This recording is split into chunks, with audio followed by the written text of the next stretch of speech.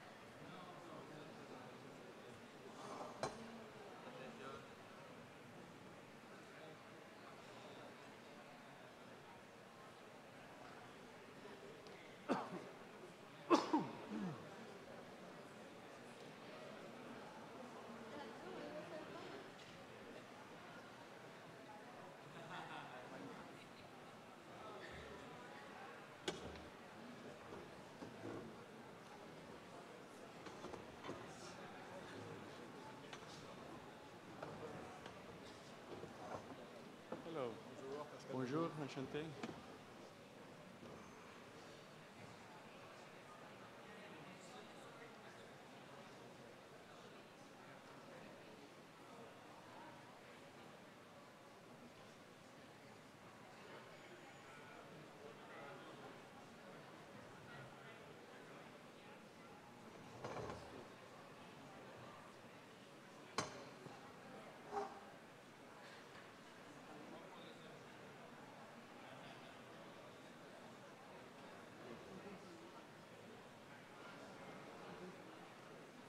Ladies and gentlemen, a very good morning.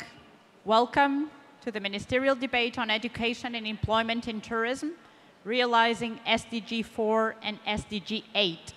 It is my great pleasure this morning to welcome on stage, and please give a warm welcome to our host of today's debate, Mrs. Nina dos Santos, European Business Editor at CNN International.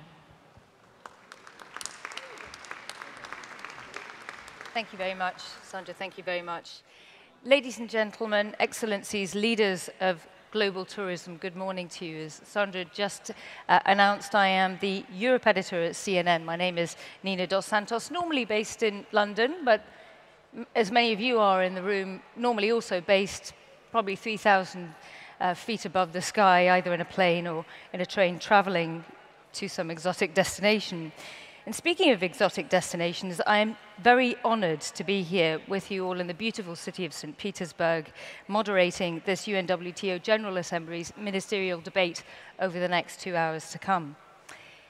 CNN is proud to be a long-standing partner of the UNWTO. We're committed to being there with all of you in the tourism sector, such a critical sector for creating sustainable, meaningful global growth and development. And we're also highly committed to making sure that this sector can spread its benefits to all and leaves no one behind. The end goal is clear: unlocking the potential for tourism for the better of economies, cultures, communities, and natural environments worldwide. And obviously, all of this has made tourism a key pillar in the 2030 agenda and a key pillar of the 17 Sustainable Development Goals, as Sandra just referred to.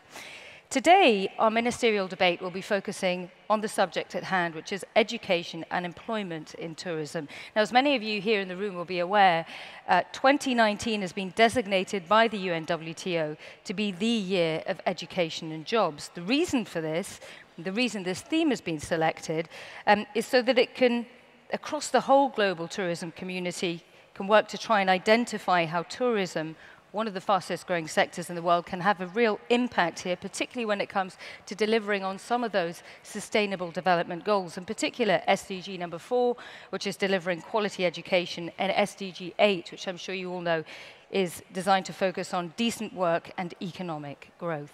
So without further ado, it is my great pleasure to open this session by welcoming to the floor on stage the Secretary General of the World Tourism Organization, Mrs. Zura Pololikashvili, to do the honors of providing more of an outline to the WTO's Year of Education and Jobs. The floor is yours, Mr. Pololikashvili.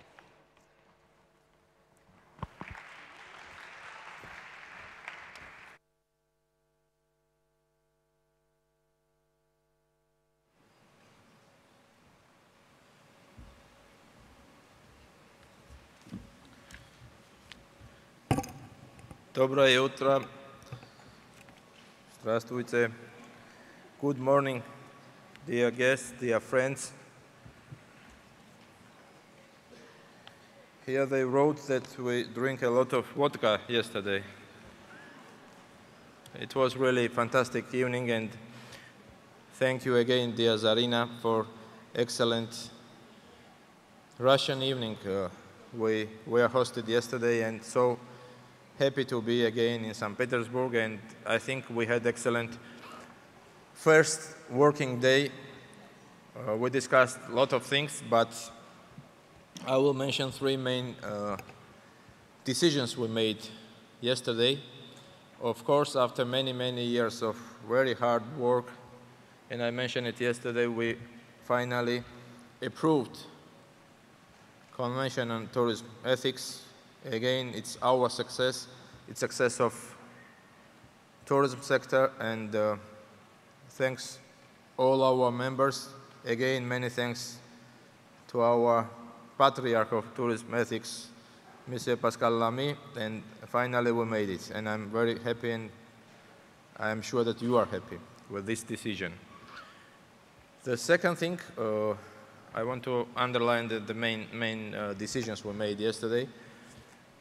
Of course, it was launching of the program on accessibility with Fundación 11, and this is excellent and star project, as I mentioned. And again, I'm very happy and proud that we are starting. And again, we need your support, your contribution, and to push a little bit mayors, governors to develop infrastructure to make the comfort for everyone in our cities and our destinations.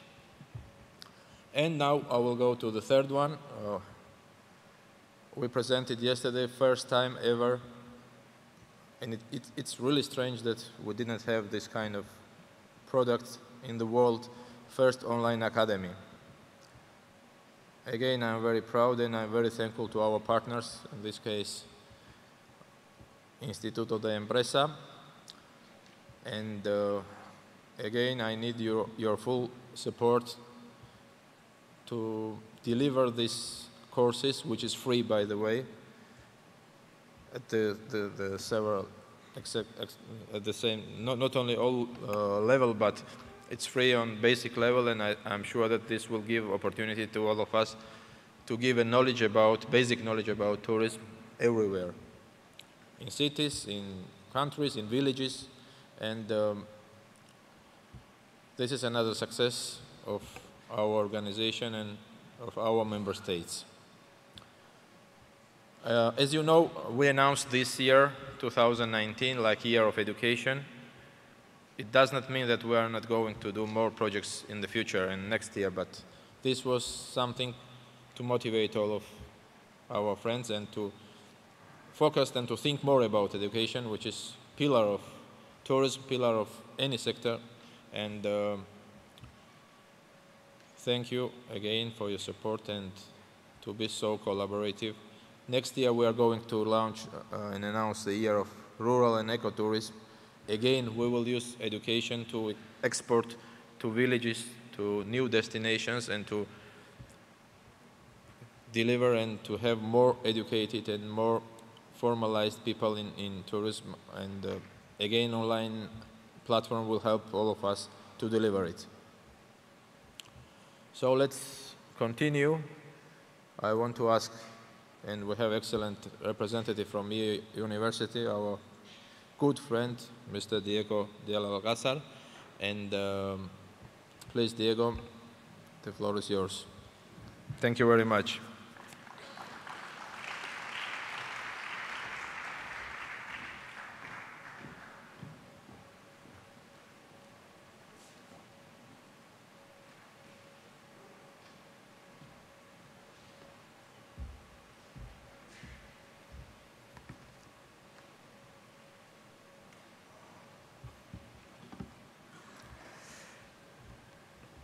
Thank you very much, Secretary General, Mr. Surab Pololikashvili, ministers and high-level representatives from the 150 UNWTO member states.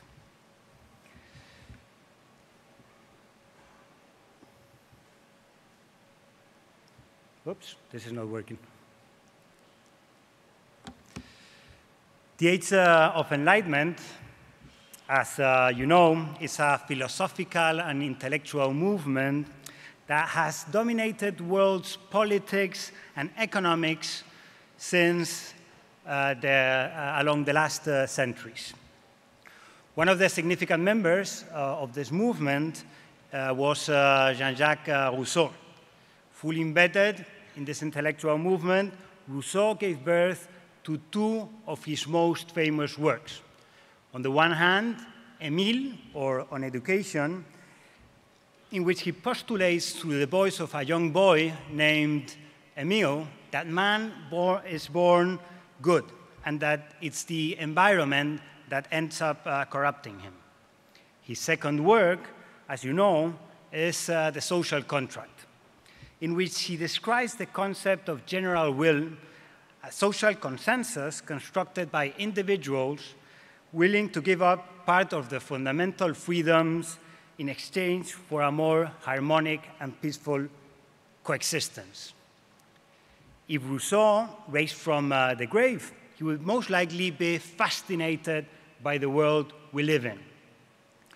More than 3 centuries after his birth, the core of his philosophical principles are more fashionable than one would imagine.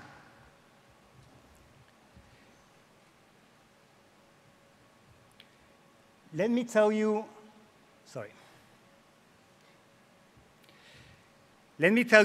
how I see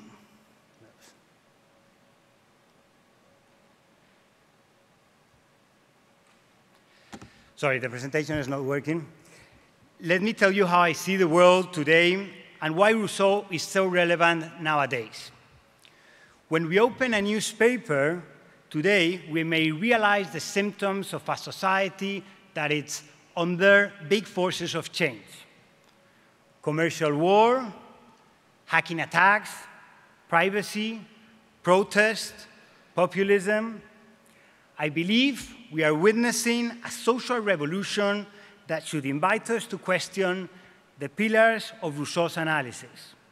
We need a new social contract that responds to the impact that the technological revolution is having on our society.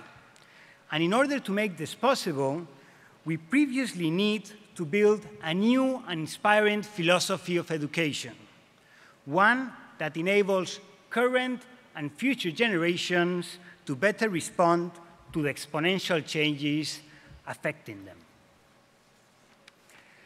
The political disruptions that have emerged over the last decades in almost all democratic systems are the harbinger of a major shift in the global order.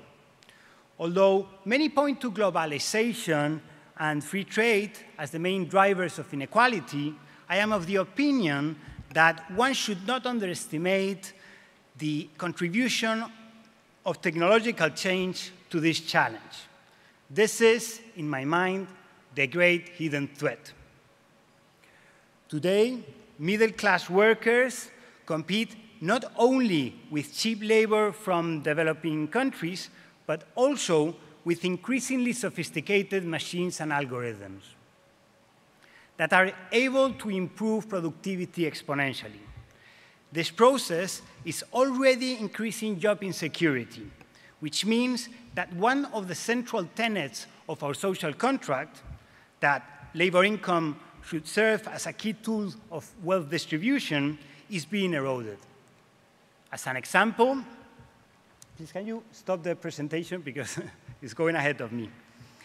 As an example, 70% of American households did not see an increase in real market income in the last 30 years. These levels of stagnation are not sustainable in a democracy. Travel and tourism sector has everything to say in this debate. This sector is especially vulnerable to disruptions caused by political and social unrests.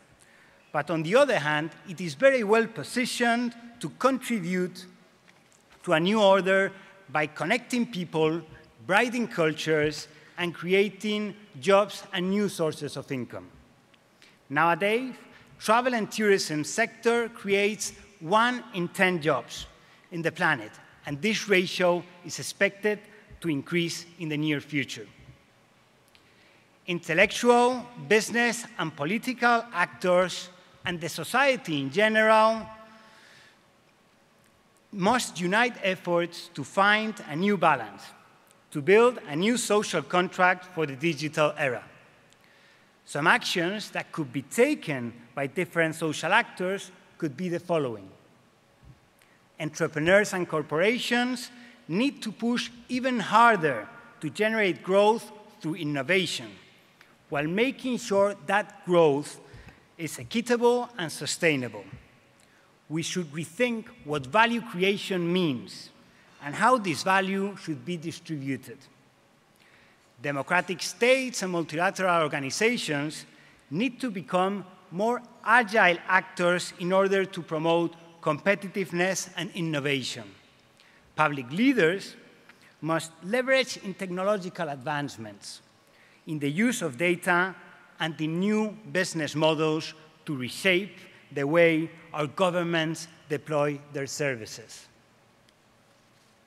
And we, the society, need to take our role and our part of responsibility. How? For example, taxi drivers need to reskill themselves in order to be competitive with Uber or with self-driving cars.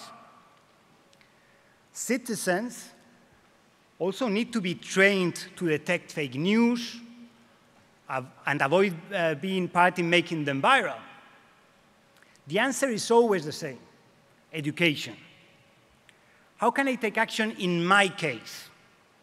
Today, I represent a university, one of the leading universities in the world, and I therefore also want to take my part of responsibility.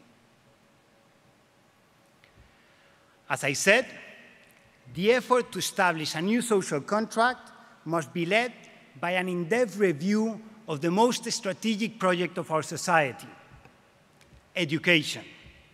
And universities, such as my one, have a role that I believe is of crucial importance among other actors of our society.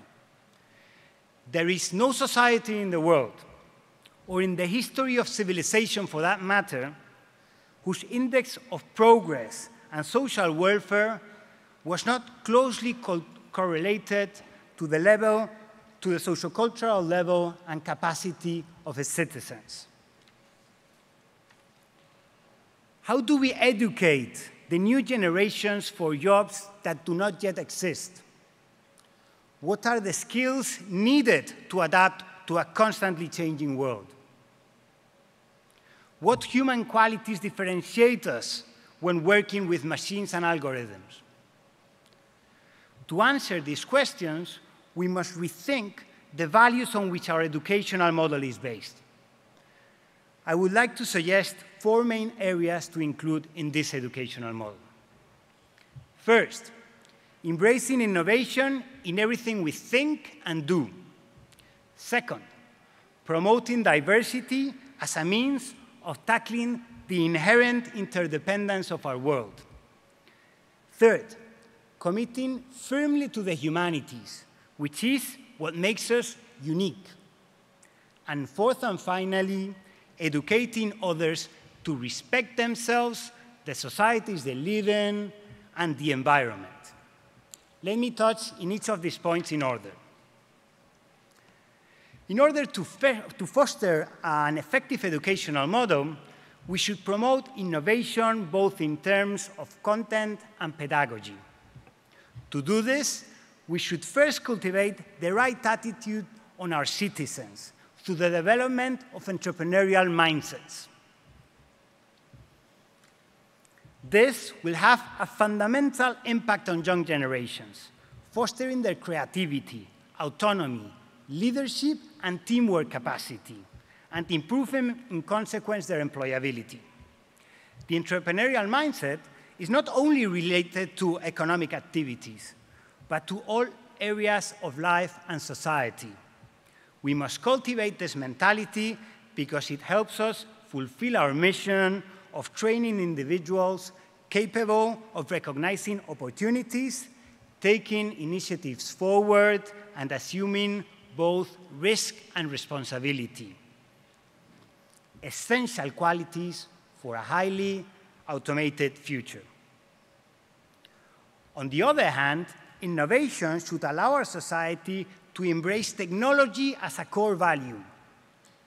We educate in the digital age and to digital natives. Therefore, we must incorporate new technologies with innovative methodologies and pedagogies. But we also educate for the digital age, which means that on the one hand, we must train people to understand and speak the language of technology.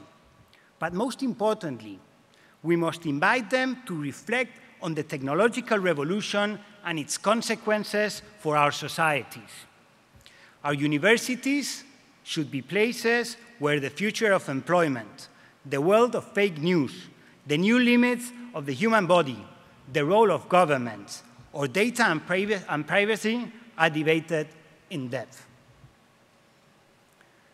Second, the new educational model we are addressing should be a promoter of diversity. Diversity is inherent to each individual and is manifested in each of our nationalities, cultures, and perspectives. A true global community has to embrace diversity as it opens the mind, fosters the development of sustainable solutions to complex problems. We believe that prosperity is based on open societies. As such, I am convinced that one of academia's responsibilities is to foster spaces that are immune to nationalism, isolationism, and xenophobia. The third element that we must see as central to a modern education, as I said before, is embedding the humanities in all that we do. The humanities, humanitas, or what makes us human, are essential to our future. For starters, they will help us retain value in the face of rapid automation of repetitive tasks. But most importantly, they can serve as routers in an exponentially changing world. Literature, art, philosophy, history, or poetry make people and societies flourish. They not only provide an extremely valuable cultural background, but they also teach us how to think and communicate. As Aristotle said, educating the mind without educating the heart is not education at all. Finally, respect. This should be a key pillar of our educational model. Respect refers to the value and the content that an individual places on interactions with oneself and with others. It's necessary, in order to respect others, it's necessary first to respect oneself. Cultivating an attitude of self-respect enhances self-esteem and confidence in one's own abilities, allowing us to establish personal goals, attaining emotional balance and a healthy life. Body, mind, and purpose. Respect on oneself will lead to respect to others, key itself for our future success. Today's society is open and highly interconnected. This means that we must respect others' beliefs, rights, ideas, orientations, and ways of life. But we also need to foster values such as kindness, gratitude, good manners, or deference. In addition to interconnectedness, our society needs people capable of adapting to rapid and profound changes. And in order to help us adapt better, we need to overcome the burden of prejudice. We must be sensible and respectful with different forms of thought, ideologies, and social structures. Respect, finally, must also be granted to the planet we inhabit. Our society has to react and gain full consciousness of the harm we are inflicting on our planet. Some of this damage could be easily avoided through basic education. As I pointed out at the beginning of this talk, the technological revolution is a source of infinite opportunities, but also of enormous challenges, some of them hard to anticipate. This is why we need a new enlightenment to happen, one in which we are able to advance a new contract as a society that includes everyone, promoting growth and prosperity and reducing the inequality gap. It is here that education plays a basic role, not only that of preventing that we mismanage change, but also making sure we make the most of the many benefits brought by the technological revolution. I would like to finish with a quote of Leo Tolstoy, one of my favorite authors, and I guess very well known here in Russia, especially in St. Petersburg. He said, "Everybody thinks of changing humanity, but nobody thinks of changing himself." Thank you very much for your time and attention. Sorry for the presentation.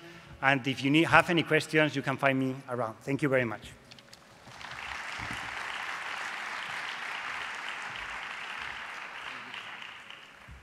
Diego del Alcaraz, thank you very much for that enlightening presentation. Well, ladies and gentlemen, Your Excellencies, with those remarks, it's now time to have the ministerial debate here on stage to see how the tourism sector can address these types of challenges that Diego just referred to before and build upon the opportunities that we have in front of us. It's my great pleasure to invite upon the stage in this order a diverse and inspiring group of leaders, both from the public sector and also the private sector. First, I invite to the stage Dr. Rania Al-Mashat, the Honourable Minister of Tourism for Egypt. Thank you. From here at home in the Russian Federation, we welcome the Honourable Zarina Doguzova, who, as you know by now, is the head of the Federal Agency for Tourism from Russia. Thank you.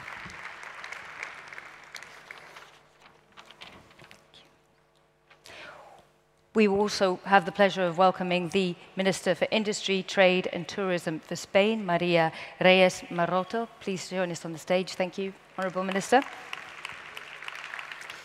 The Honourable Minister of Tourism, Civil Aviation, Ports and Marine of the Seychelles, Mr. Didier Dogli. From Portugal, we have the great pleasure of welcoming Ms. Ana Mendes Godinho, the Honourable Secretary of State for Tourism of Portugal. From members of the private sector who will be on our panel as well, Mr. Ray Zhu, the President of Bella Vista Institute of Higher Education in Switzerland. We welcome Mr. Julian Guerrero Orozco, the Honourable Vice Minister of Tourism of Colombia, to join us on stage. We welcome Ms. Pansy Ho, Chairman of the Global Tourism Economy Research Centre from Macau. Monsieur Pascal Lamy, the Chairman of the World Committee on Tourism Ethics, and of course, as many of you in the room will recognize, as the former Director General of the World Trade Organization. We welcome Mr. Frano Maltusic, the Honourable Secretary of State for the Ministry of Tourism of Croatia. And among the ministerial delegations, we finally welcome Ms. Irena Georgieva, the Honourable Deputy Minister for Tourism of Bulgaria. Finally, we welcome Mr. Ed Catsley, the Vice President of the International Sales Division of the American Hotel and Lodging Educational Institute, the AHLEI.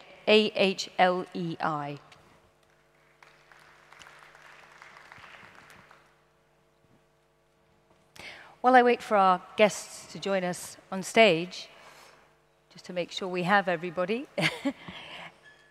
we're going to try again with technology, everybody, because obviously it's the backdrop to what we're talking about today. I'd just like to start by throwing out a question. I would like to ask everybody here in the room to, if you have a smartphone on you, to go to the website www.menti.com and type in this code that you can see there, 629796. I promise you it is as easy as that. No registration needed. You just type in that code.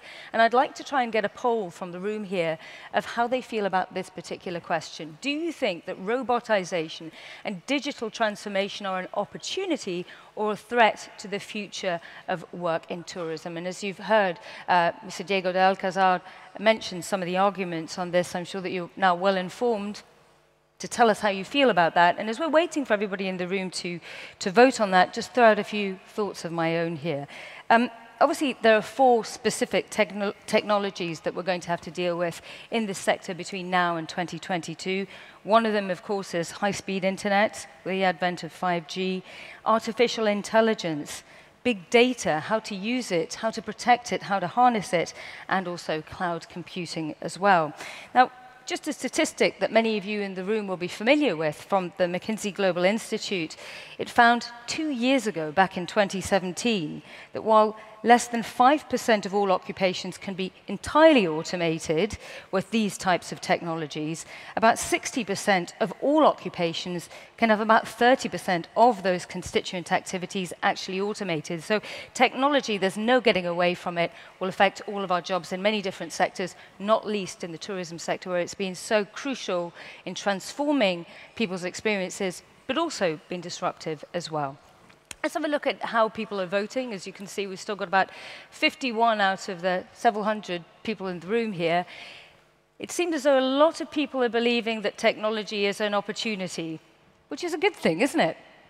So, with that thought, I'd like to come to our first guest here, the head of the Federal Tourism Agency for Russia, Honorable Ms. Darina Doguzova.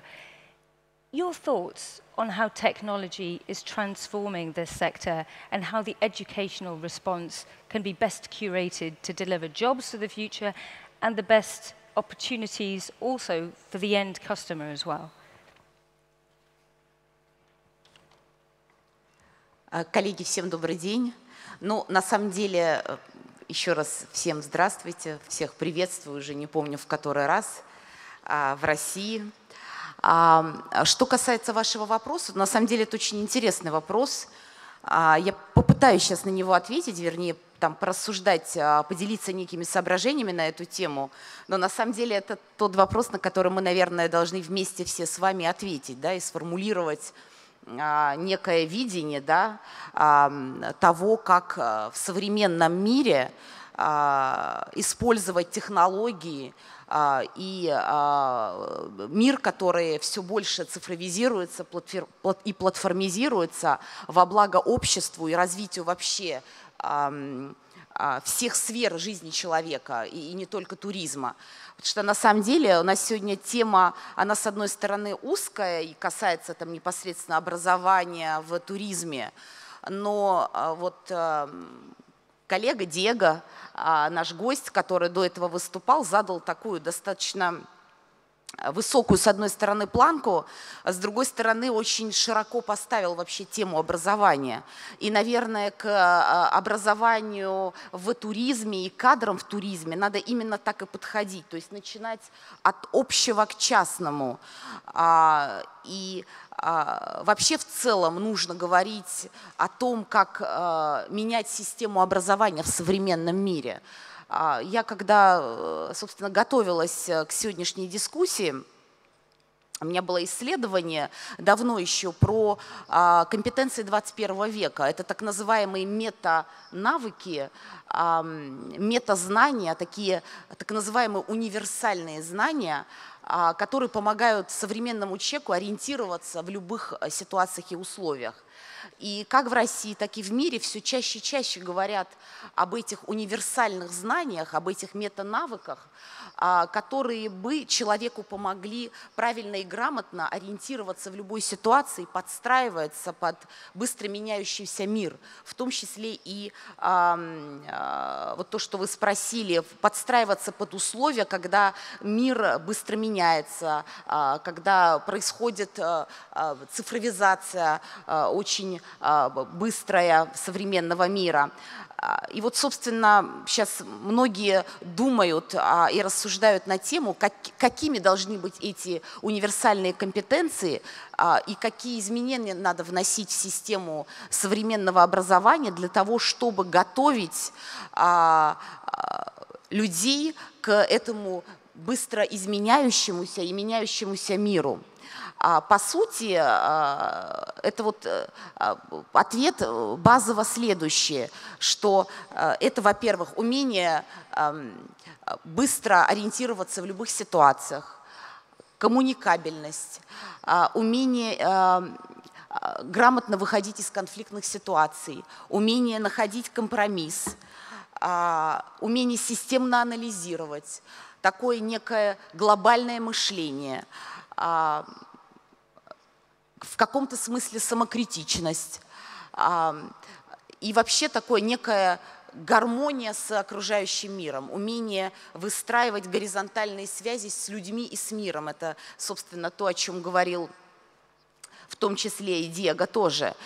И, наверное, вот эти универсальные компетенции – это то, чему нужно учить людей вне зависимости от того, к какой профессии в будущем мы бы их могли готовить. А возвращаясь непосредственно к вашему вопросу, я все-таки считаю, что современные технологии, они во благо, если мы вместе с вами грамотно встраиваем их в нашу жизнь. Ведь во многом то, как будут дальше развиваться технологии, зависит и от человека тоже. И я абсолютно уверена, что все передовые современные технологии, технологии, цифровизация однозначно во благо туризму, развитию туризма. Они позволяют снимать границы, они делают мир, должны, по крайней мере, делать мир ближе, сплоченнее, и должны нам, самое главное, помогать эффективнее решать поставленные перед нами задачи. Вот для этого нам, всем людям, которые ответственны за развитие, в данном случае, туризма в мире, вот мы должны с вами вместе думать и, собственно, находить там пути решения, для того, чтобы как-то двигаться в едином, возможно, фарватере, меняться опытом, где-то находить точки соприкосновения. Вот я абсолютно убеждена, что движение по таким глобальным вопросам, как образование, оно должно идти вместе. Мы должны двигаться в этом вопросе вместе и такими совместными усилиями приходить к каким-то глобальным решениям, которые были бы максимально универсальны и эффективны для всех стран. Спасибо. Thank you very much, Ms. Duguzova. It looks as though you're in the side of about 111 people in the room agree with you that this is an opportunity and one that needs to be seized. It's also a demographic opportunity as well. I come to you, the Minister of Tourism for Egypt, with a young population. It's a question of educating people at both ends of the age spectrum and also the skill spectrum, which we'll come to later.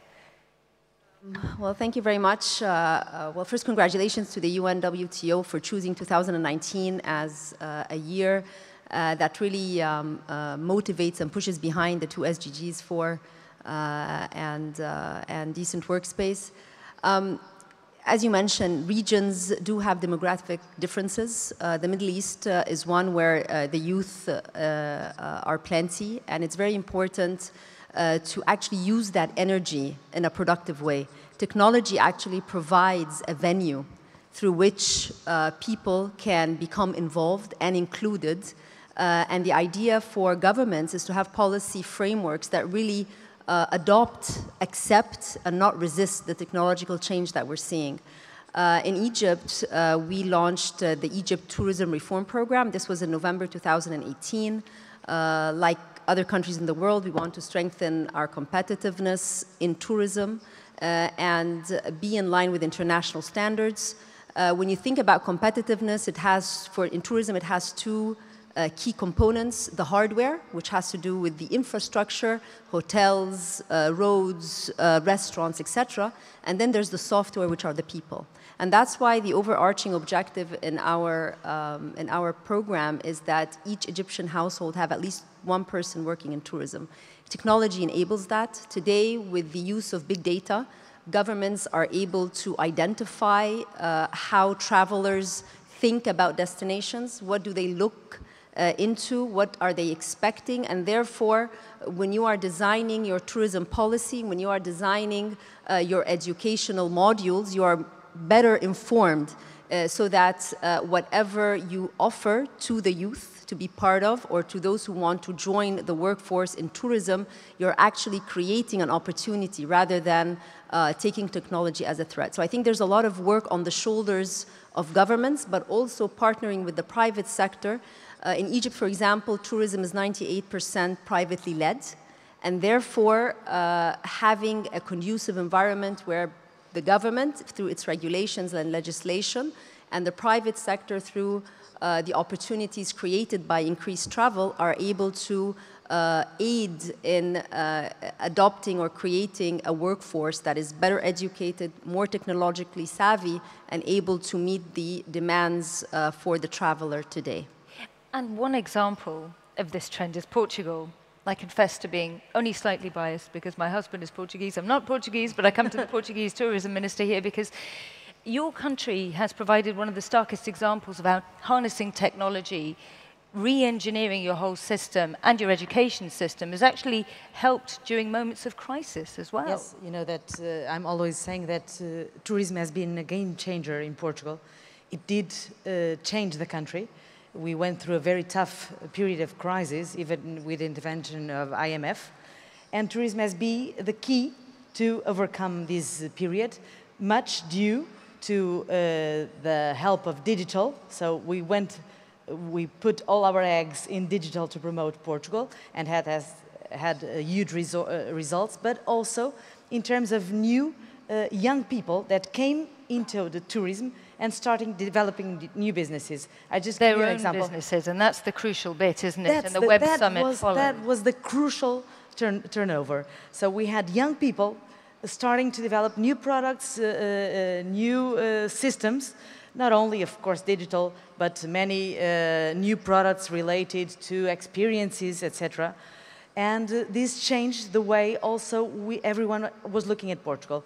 So this became also as a way to attract young foreign people to move to Portugal, and that started to be an engine to change. Just to give you an example, we had 2,000 small enterprises dedicated to experiences in tourism in Portugal 3 years ago. Now we have almost 10,000. And this is just booming. And what is so, I think, interesting about Portugal is that we created an ecosystem between young people, the private sector, the public sector, and we are all moving in the same way. Did you, and I think this is something that it's important, let's be candid so that we can all learn from the lessons of the future, but did that seem like a leap of faith at the time? And I'm going to be asking some other of the ministers on our panel here. I think people had to find an answer to their lives. And so they looked at tourism also as an answer so that they could develop new projects, find another way to answer to the problem we had. And for example, so that you see the importance, the impact. In 2014, we had 16% unemployment rate. Now we have 6%. Now this is the biggest challenge because now we need people. Because there was such an increase of people dedicated to tourism. 1 in every 3 new jobs in the last 3 years was created by tourism in Portugal. And when I talk about tourism, I'm talking about all kinds of the restaurants, new experience, transport, etc. Key, focus and working and have a common strategy. We developed a common strategy called Tourism 4.0. Not only think of Industry 4.0, it's tourism that has to go ahead and move everyone, align everyone in a common strategy, and the result is here, mainly driven by young people. Yes, and indeed, I think tourism has created 1 in 10 jobs worldwide, but 1 in 5 jobs over the last 5 years. I come to the Minister for Tourism of Spain. Spain has also radically re-engineered its strategy in terms of tourism. And interestingly enough, obviously, over the last 5-6 years, you're actually the country that has been in the headlines for the onslaught of the digitization disruption that you've faced with the likes of various companies like Airbnb, the Uberization of the economy. How do you get in front of that trend? It's something that many governments around the world want to know. Sí, bueno, yo también en primer lugar quiero agradecer a la OMT el poder debatir sobre la contribución del turismo a los objetivos de desarrollo sostenible y en particular a los 2 vectores que son educación y empleo, que son básicos para cualquier sociedad. Hablaba Diego del nuevo contrato social que sin duda tiene que estar también dentro del modelo económico. Como bien decías, bueno, desde España hemos aprovechado también la posición y el desarrollo que tiene España en relación con Internet, con la fibra y muy pronto con el 5G, para incorporarlo dentro de lo que es el modelo económico y el turismo que en estos momentos genera 1 de cada 5 empleos. Trabajamos en nuevas metodologías para aprovechar la inteligencia turística, como hablabas, esos habilitadores de la inteligencia artificial, el Internet de las cosas o la robotización. Yo estoy dentro de los de la robotización y digitalización como una oportunidad y en España lo hemos sabido aprovechar desarrollando lo que hemos llamado el destino turístico inteligente. Es un proyecto en el que ya forman parte una red a nivel local de más de 60 municipios y preguntabas a la ministra de Egipto sobre la demografía. Nosotros estamos utilizando el turismo también como una palanca para hacer frente al reto demográfico, a esa pérdida de población que tenemos en muchos de nuestros municipios, y la tecnología es clave porque nos permite el desarrollo de nuevos productos, nos permite también la gestión del destino y también la visibilización. Lo que no se conoce no se va a ver y, por lo tanto, había que generar nuevas oportunidades en muchos destinos en los cuales, o por el tamaño o por el producto, no eran tan visibles como otros donde en España somos reconocidos a nivel mundial. Esa información, esa inteligencia turística nos está permitiendo también un elemento que yo quería compartir, y es que ahora el turista tiene que estar en el centro de la política. Tenemos que conocer sus preferencias, tenemos que saber cuáles son sus preferencias, porque cada vez más hay que adaptarnos a lo que el turista quiere, porque cada vez es más exigente. Y sin duda las nuevas tecnologías nos permiten conocer mejor sus preferencias, también lo que no le gustan, para no repetir las cosas que nos ha dicho el turista que no le gustan, y sobre todo para captar su atención. Cada vez es más exigente, busca productos experienciales, singulares, y eso hay que conocerlo y hay que incorporarlo a la oferta turística. Efectivamente, aquí el sector privado es clave y la capacitación de la mano de obra en un país como España, donde, como decía, hay casi un 14% de la población vinculada al sector turístico en toda una cadena de valor. Por lo tanto, tenemos también que adaptar la educación para que ese capital humano pueda aprovechar todo lo que va a ser el turismo digital, la digitalización como palanca para crear oportunidades, y ahí estamos trabajando tanto en lo que es la formación profesional para habilitar nuevas capacidades que requieren también la mano de obra que atiende a ese turista cada vez más exigente. Las universidades son claves porque tenemos también que tener buenos profesionales gestores del turismo y, como no, luego la formación continua en el puesto de trabajo. Por lo tanto, la educación y la política turística forman parte de lo que es nuestras políticas claves. Necesitamos buenos profesionales, buenas capacidades para aprovechar no solo la digitalización, sino también, bueno, pues para poder competir y diferenciarnos de otros destinos que pueden tener una singularidad o una similitud en cuanto al producto, pero que nosotros se lo tenemos que ofrecer de otra manera.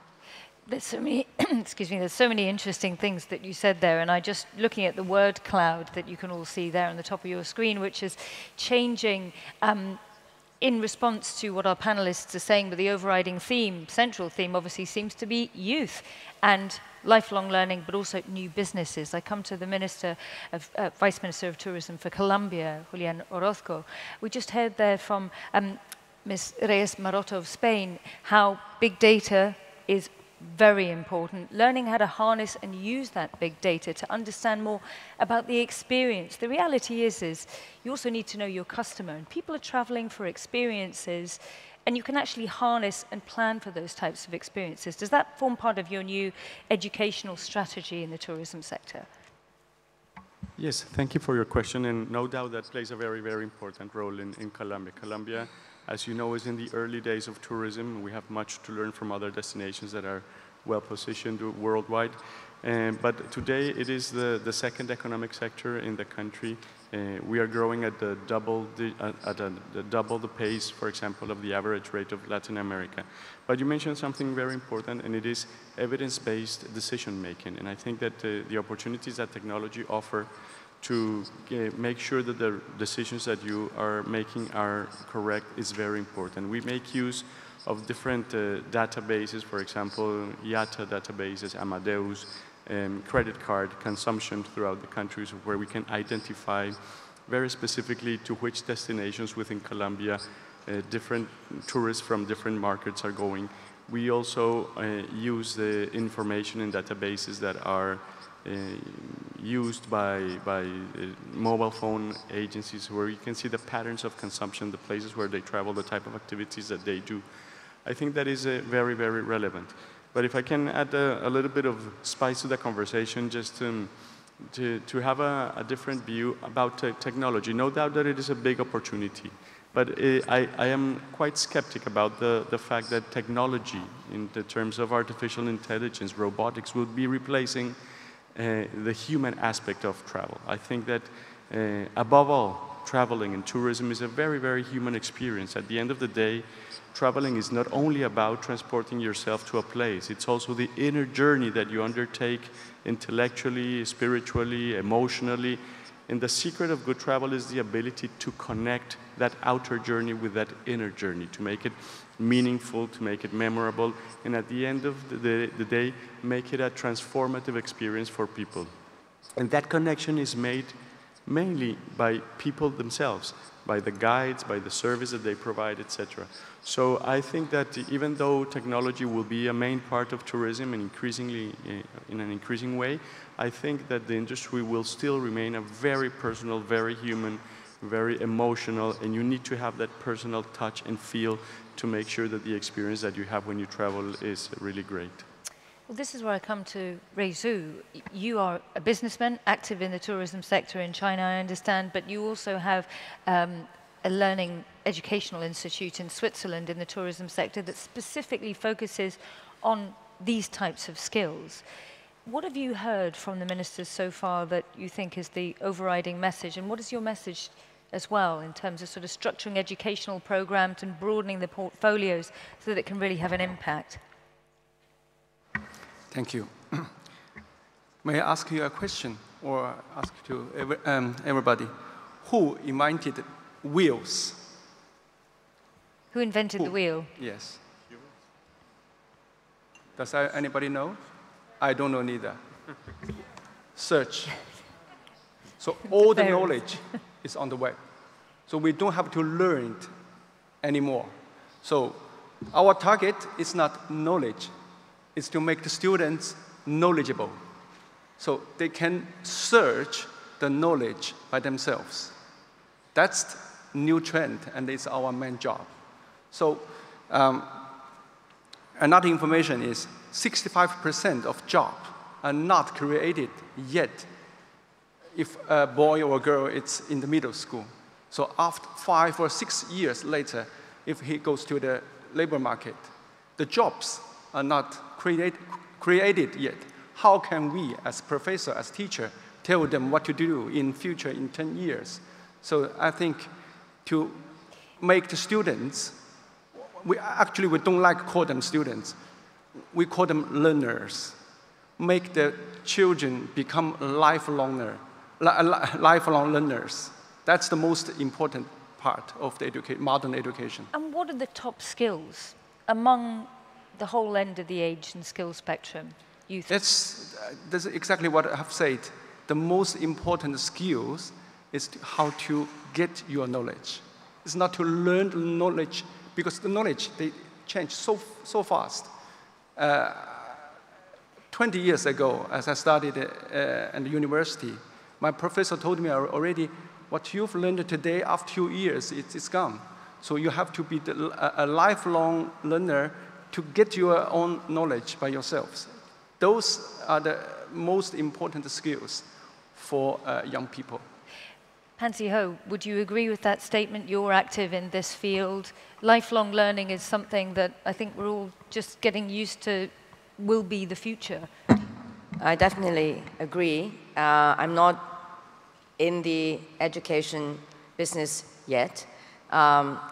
We are definitely very keen to continue exploring more possibilities and areas where the private sector will become more inducted into even working alongside with the government to develop out this holistic approach.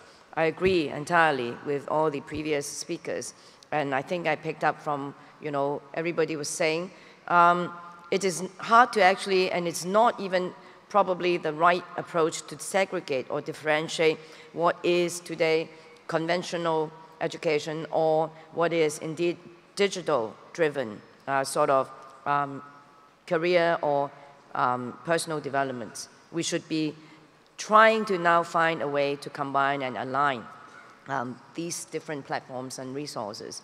So from my own intervention, which is not the educational aspect, but rather in terms of running a business, but running a business with a view to continue to educate and continue to nurture even our own workforce.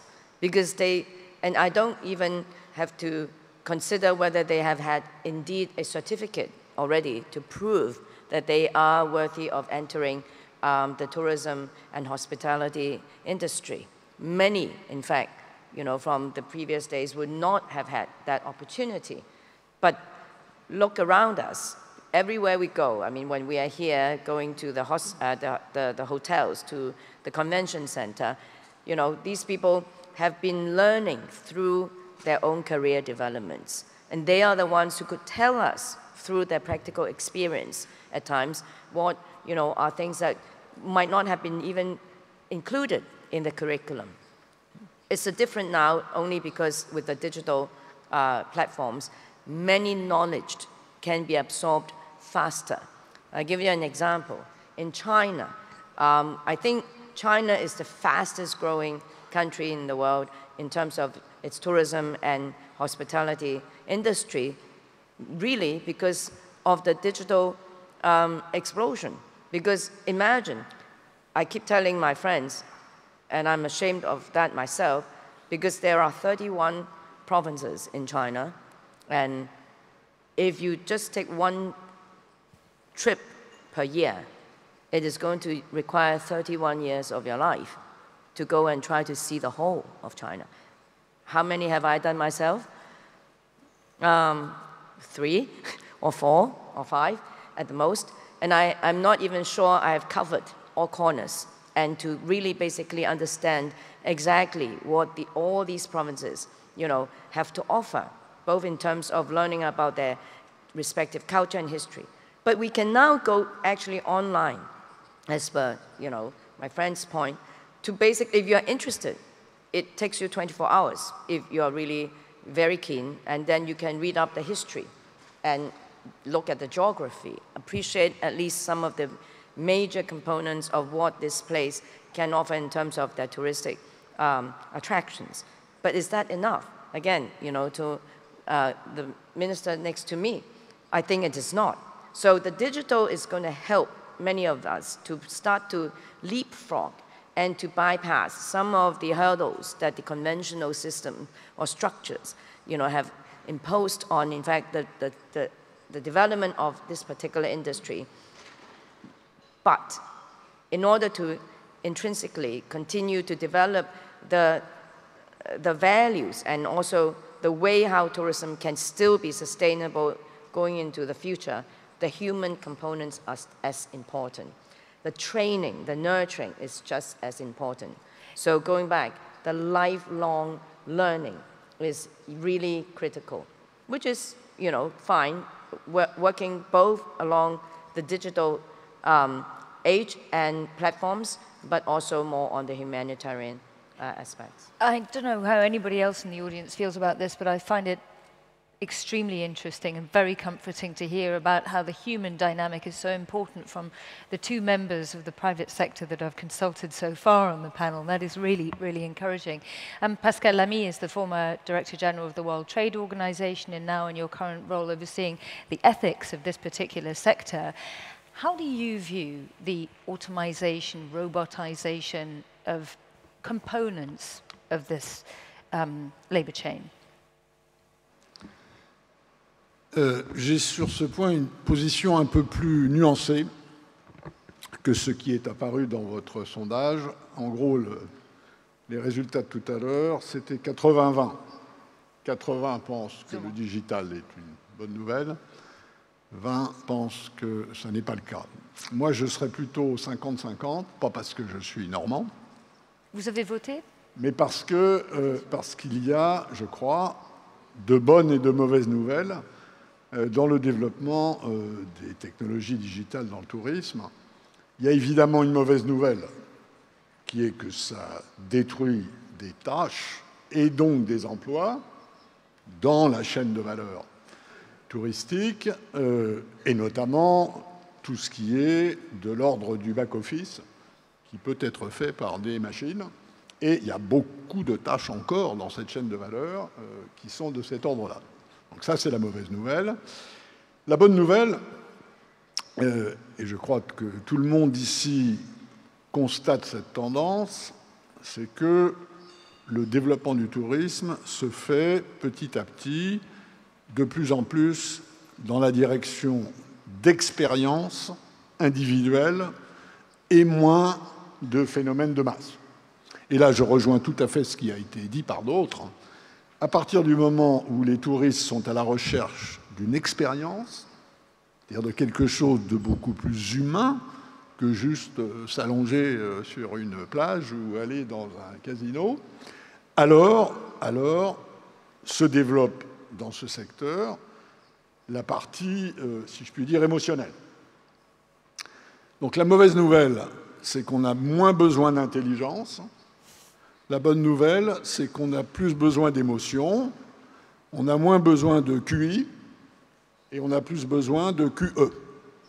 On a moins besoin de quotient intellectuel, mais on a plus besoin de quotient émotionnel. Et ça, évidemment, ça doit se traduire dans la formation, dans l'éducation.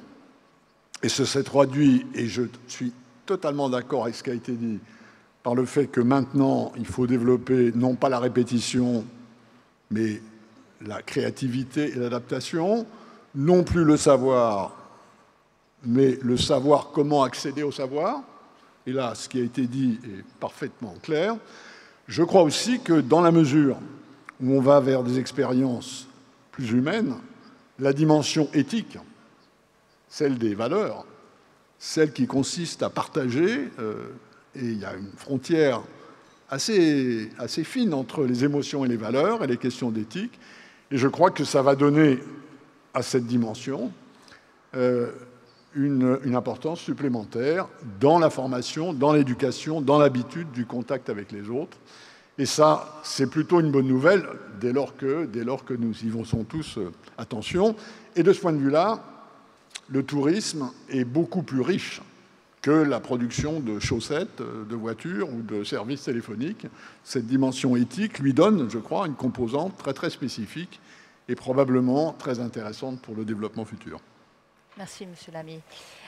There's a lot for us to get into. I want to make sure that I just finally finish off the subject of evidence-based investments as well. And this is where I'd like to come to you, Ed Catsley, from the point of view of the American hospitality industry.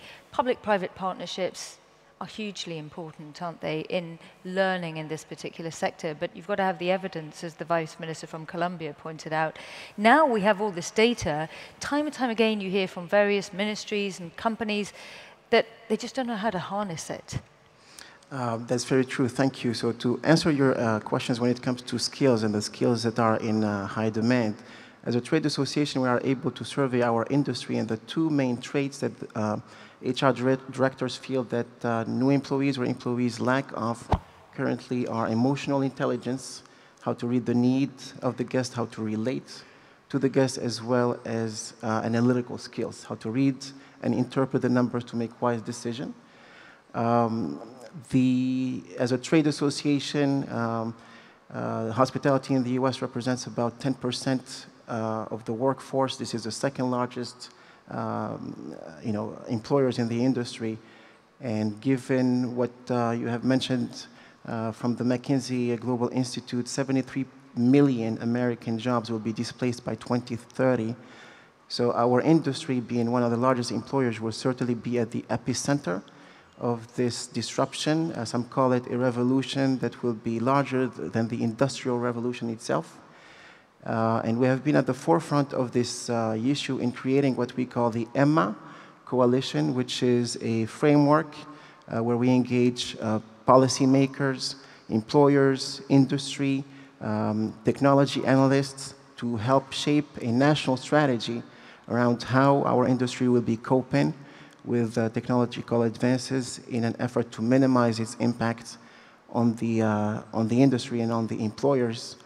Now, the good news when it comes to the youth, When it comes to this new generation that we call the Generation Z, this is the largest generation in the history of the United States, comprising 27% of the workforce.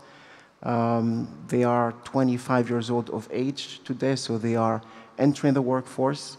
They have seen the previous generation suffer through a major recession. Millennials have been promised that if they went to college, if they invested in education, they will have a rosy career. Well, we know what happened. Millennials faced a large unemployment. They were crippled with debt out of education. So the Generation Z is very cautious when it comes to choosing the career and the industry they want to work for. And I feel the stakes are higher for employers to attract this talent pool, because as a tourism industry, we will be competing with other industry to attract them. So I feel that governments, academia, as well as industry need to put marketing campaigns in place targeting this very new audience in order to appeal to them. We need to tell them this is an industry of growth, an industry of opportunity, and one of the best industry to work in. Well, I want to ask Ms. Georgieva, sitting next to you, the Minister of Tourism for Bulgaria, about this. It depends which country you're in, but for youngsters entering the hospitality sector, starting at the bottom of the ladder, it's sometimes difficult to make the argument that these are very attractive jobs. Is technology helping to revolutionize that dynamic, to get the best of the youngsters? Yes, this is true. It is not so easy for young people to orientate himself in the beginning. But I think that this can avoid with cooperation. Cooperation between governments, between NGOs and the private sector. Our country has a good experience with the work, with the common work between government and NGOs. And I would like to share our experience. In 2016, we established a council, interinstitutional council for employees in tourism. This is a platform where the different authorities can share the opinion, can exchange the experience. This is not legislative, this council has not legislative initiative, but there we can make legislative decisions to put, to transfer to the ministries, and the ministries can make this, can go further these decisions. And the idea is to align private sector, business, and educational system, because educational system is conservative system, and the business goes faster than it. I think that it's very, very important that the private sector has influence to the educational system. And how can help the government? The government can help with changing the law. Another experience from our country, I think that one and a half years ago, we changed the law for professional education. Now, the directors of secondary schools, secondary or high schools, I don't know in Bulgaria, the secondary schools, can negotiate with the business the practices of the young people. And this is one of the motivation to go to the good place to work first, secondary to have, on the second place to have working and fair system for career development, and of course to have a fair salary. And all these very cornerstones about this issue, it can solve with cooperation between government on national and municipal level, with private sector and NGOs in the sector of tourism. Would you agree with that, Minister Matusic? Creating a sort of bigger playing field of similar rules, regulations, expectations? Yeah, first of all, I would like to say that not only 2019, but all years should be proclaimed as years of education. That means that all of us have to accept lifelong learning. And that's something I think we don't need to question this anymore.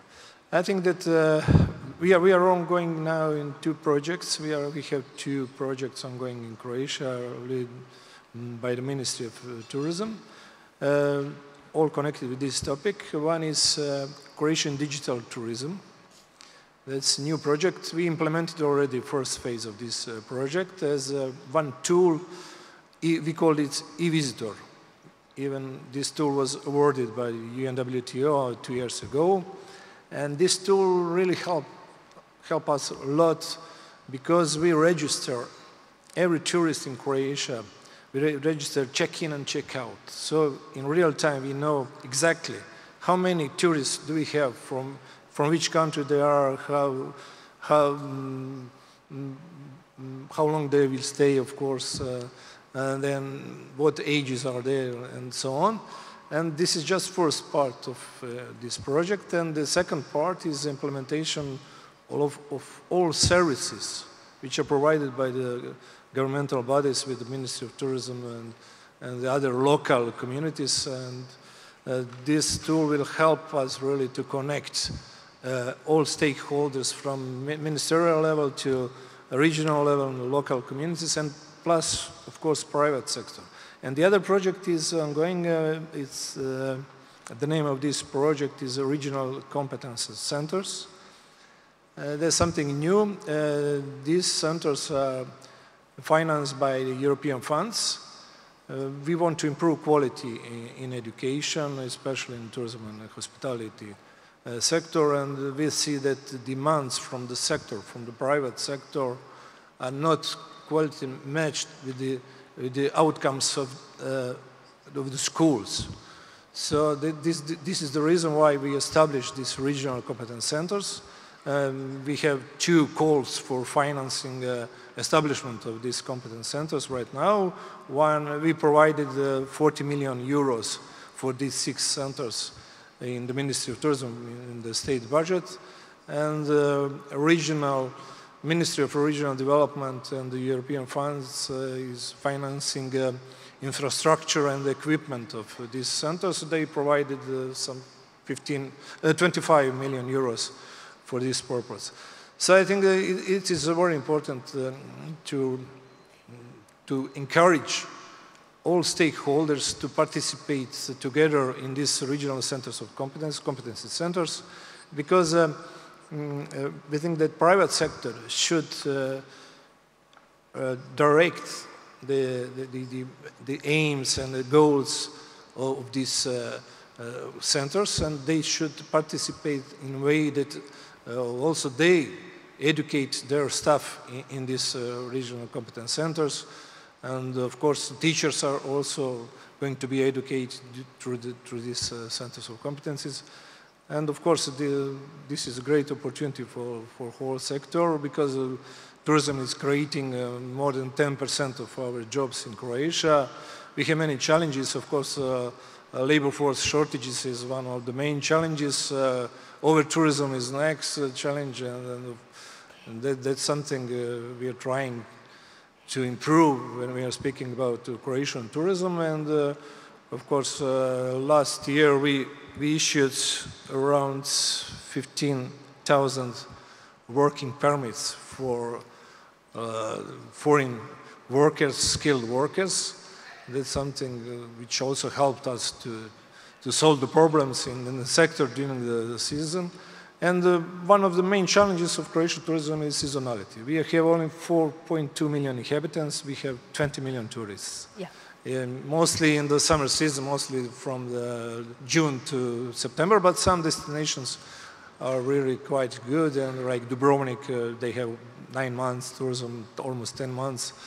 So that's and indeed, the mayor very publicly complained about that. I knew the subject of over-tourism was going to come up, and I won't dwell on it too much, I promise, for people in the audience, but I want to come to Didier Dogli from the Seychelles to talk about this idea of, if we have the data on where people are, how can we make sure people get out of the bubble, mitigate the seasonality issues? Is there something, and also protect the environment as well, because we haven't yet got to the point of purpose in terms of the sustainability as well, which is something that people are attracted to in this sector. That needs to be part of the messaging. Your thoughts on all these issues? Well, good morning, and thank you for having me this morning on this panel. Well, Seychelles, for us, sustainability is number one, because small islands, developing states, it's very easy for you to have over-tourism and destroy the very assets that you're trying to promote and market and sell. So for us, from the very beginning, we've always worked very hard to plan the development, the size of hotels that we have, the type of hotels that we have, where do we have them, to make sure that at the end of the day, they do not destroy the sensitive environment, and also that the animals and plants, the unique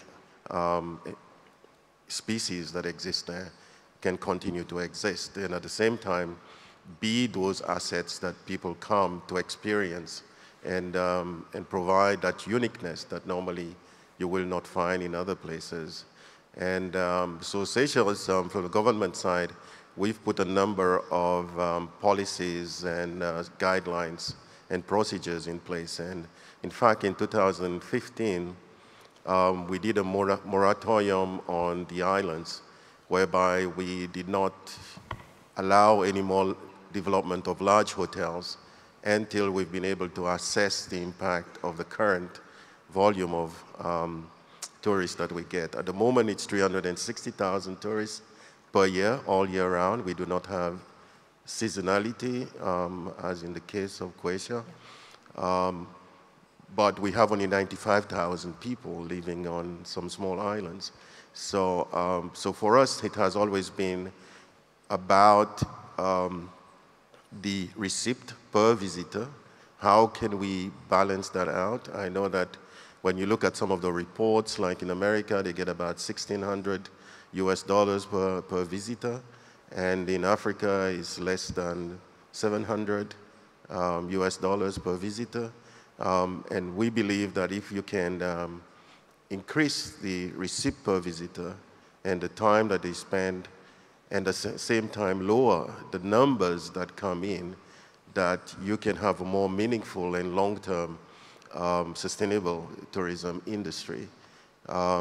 So from the environment side, we've banned things like single-use plastic bags, cups and plates, even straws from the environment. We've declared 47% of our land as protected areas where there is the most important biodiversity.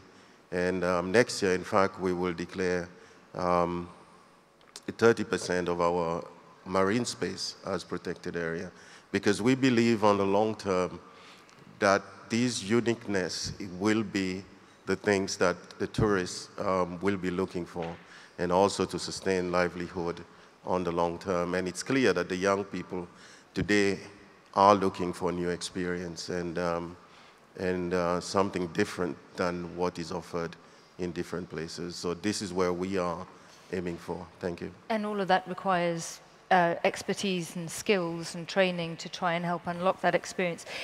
Now, I just want to start asking people on the floor, if you would like to book in a question, you can do so via the same system, www.mendy.com. It should already remember the same code. I'll remind you the code is 629697, I believe. And if you put that in, press, I will come to one of your delegations to take questions from the floor. And if I ask you to start booking in the questions now, I'll quickly carry on with the panel until we get some through. And this is where I would like to come to you, Ms. Dogozova.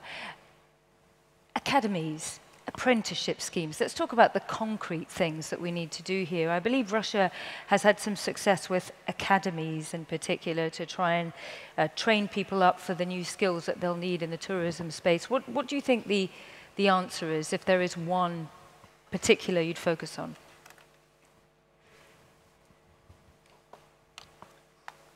Ну, специалистов в сфере туризма много. Я думаю, что все они, если уж мы переходим к конкретике, там, в зависимости от того, какой это специалист, навыки тоже должны быть достаточно конкретными. Вопрос в другом. Нам действительно, и это та вот вообще Россия сейчас в целом перезапускает сферу туризма. И вопросы, связанные с кадрами и образованием, для нас являются одним из ключевых вопросов, на которых мы хотим сосредоточиться.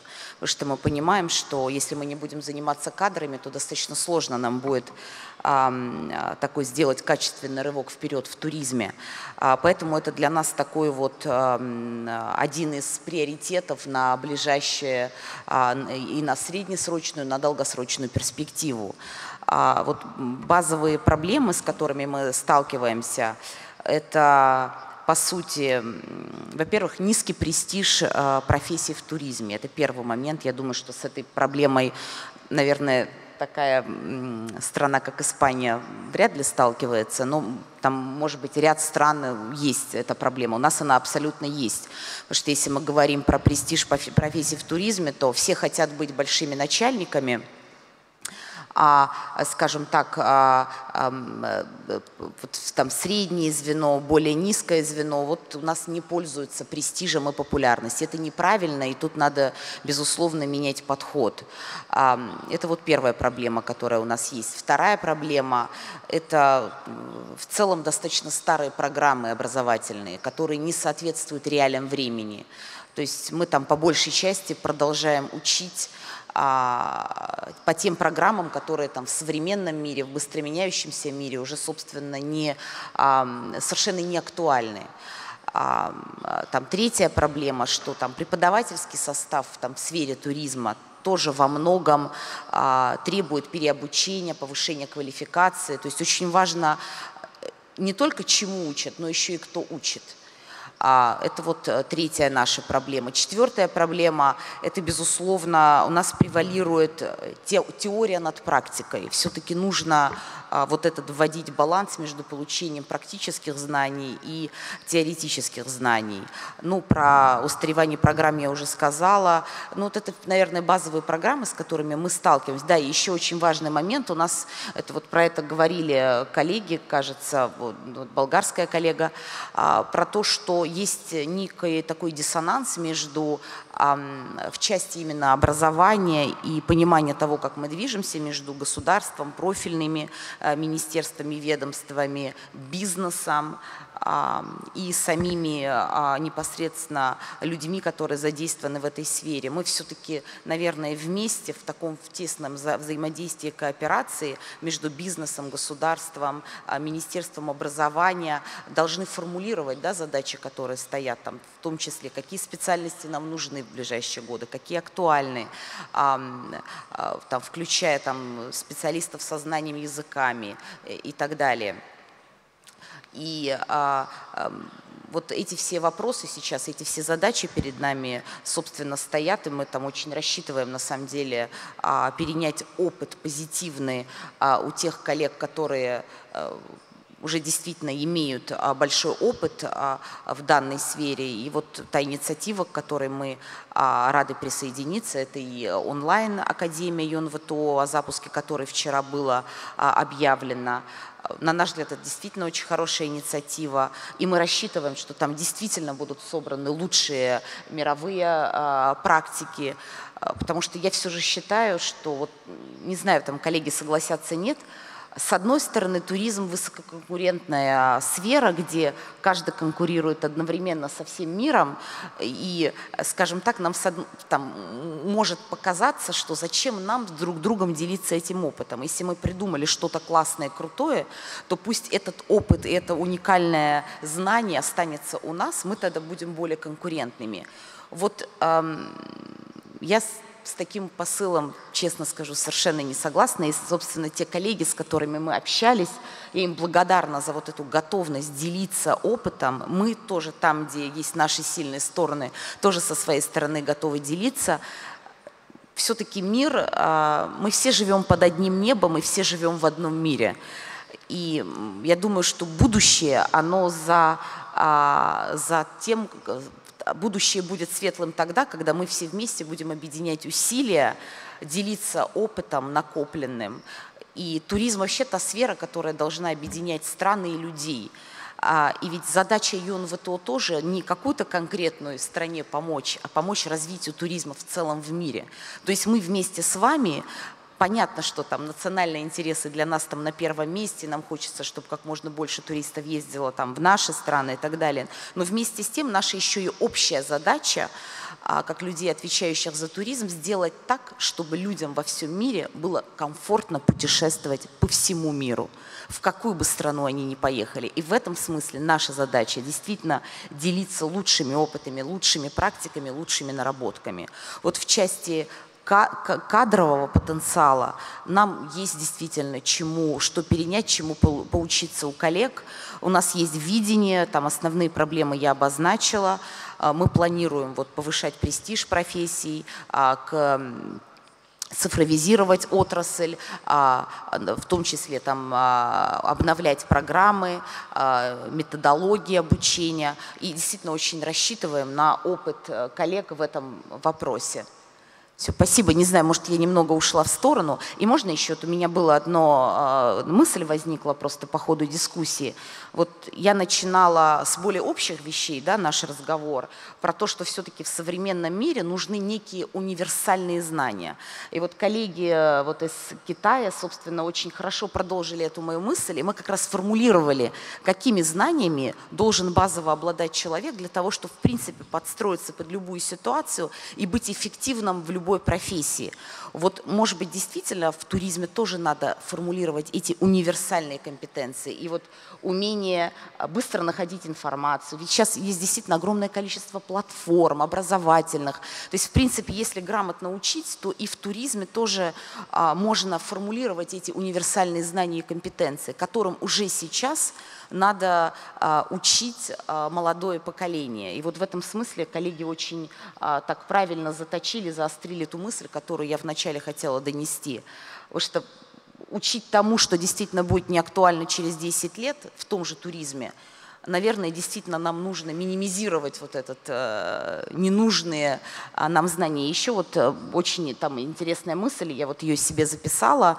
Вот коллега из Соединенных Штатов Америки озвучил о том, что действительно есть огромный нереализованный потенциал у молодого поколения, которое часто не знает, куда применить свою энергию, свой креатив, какое-то внутреннее стремление менять окружающий мир к лучшему.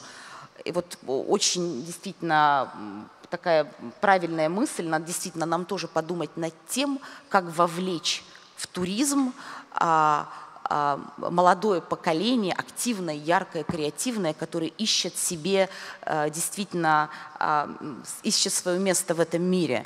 И ведь туризм там дает вот с этой точки зрения огромное количество возможностей.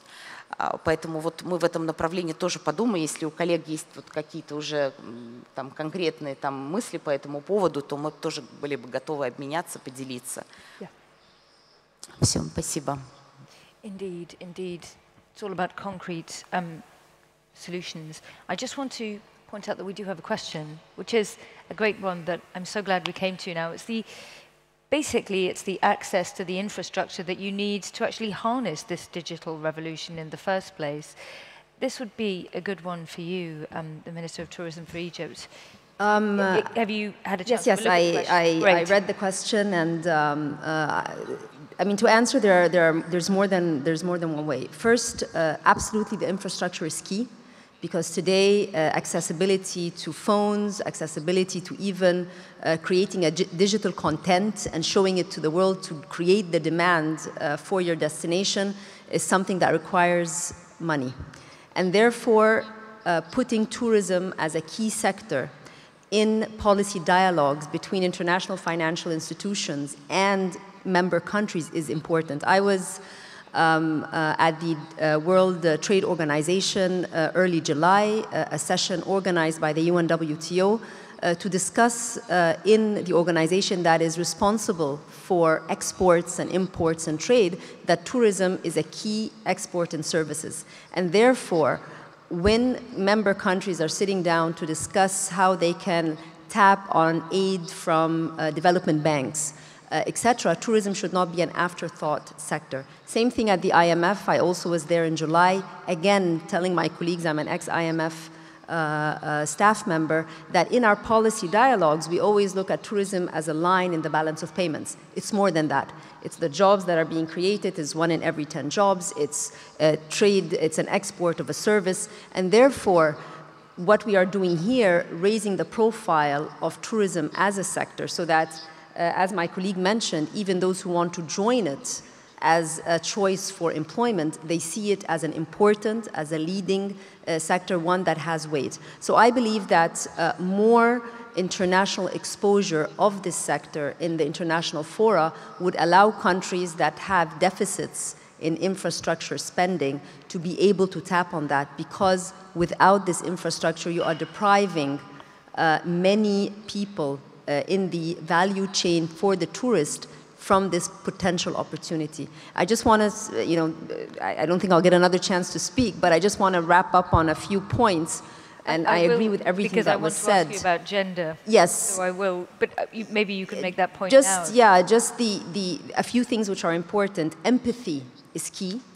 Today, machines and robots and technology, you are trying to tell machines how to feel the experience. And therefore, ethics of tourism comes key. You want those who work in the industry to be able to provide that personal touch, and I'm very happy that now it's really part of the mandate. In Egypt, we're signing ethics of tourism with Ministry of Education, so we can actually teach those who work in the industry on that. You mentioned gender.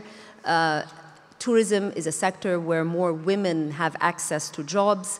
In Egypt, we were the first country to sign or introduce the Gender Equality Seal with the UNDP.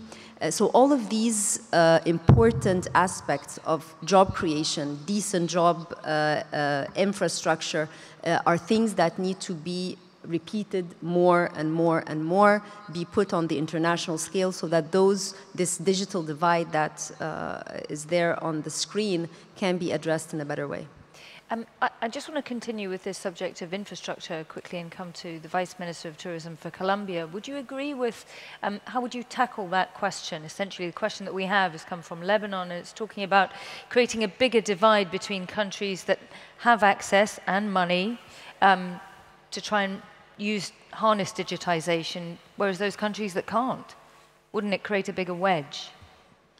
Yeah, that might be the case, but I have to say in defense of technology is that even the adoption of IT technology, digitalization, is relatively cheap compared to other types of technology. So the penetration, for example, of mobile phones in the case of Colombia throughout the country, even within people with lower incomes and throughout rural areas, has been huge, around 70% or even more. So I think that one of the benefits that technology has, and the recent technologies, is that their adoption is relatively, again I say, cheaper than other older technologies. And that's the beauty of technology, that it really democratizes access to education and to entrepreneurship and to, well, worldwide information. How much would it cost for somebody living on the countryside to have access on the internet to things like Coursera or educational platforms that otherwise it would just be completely unavailable for them?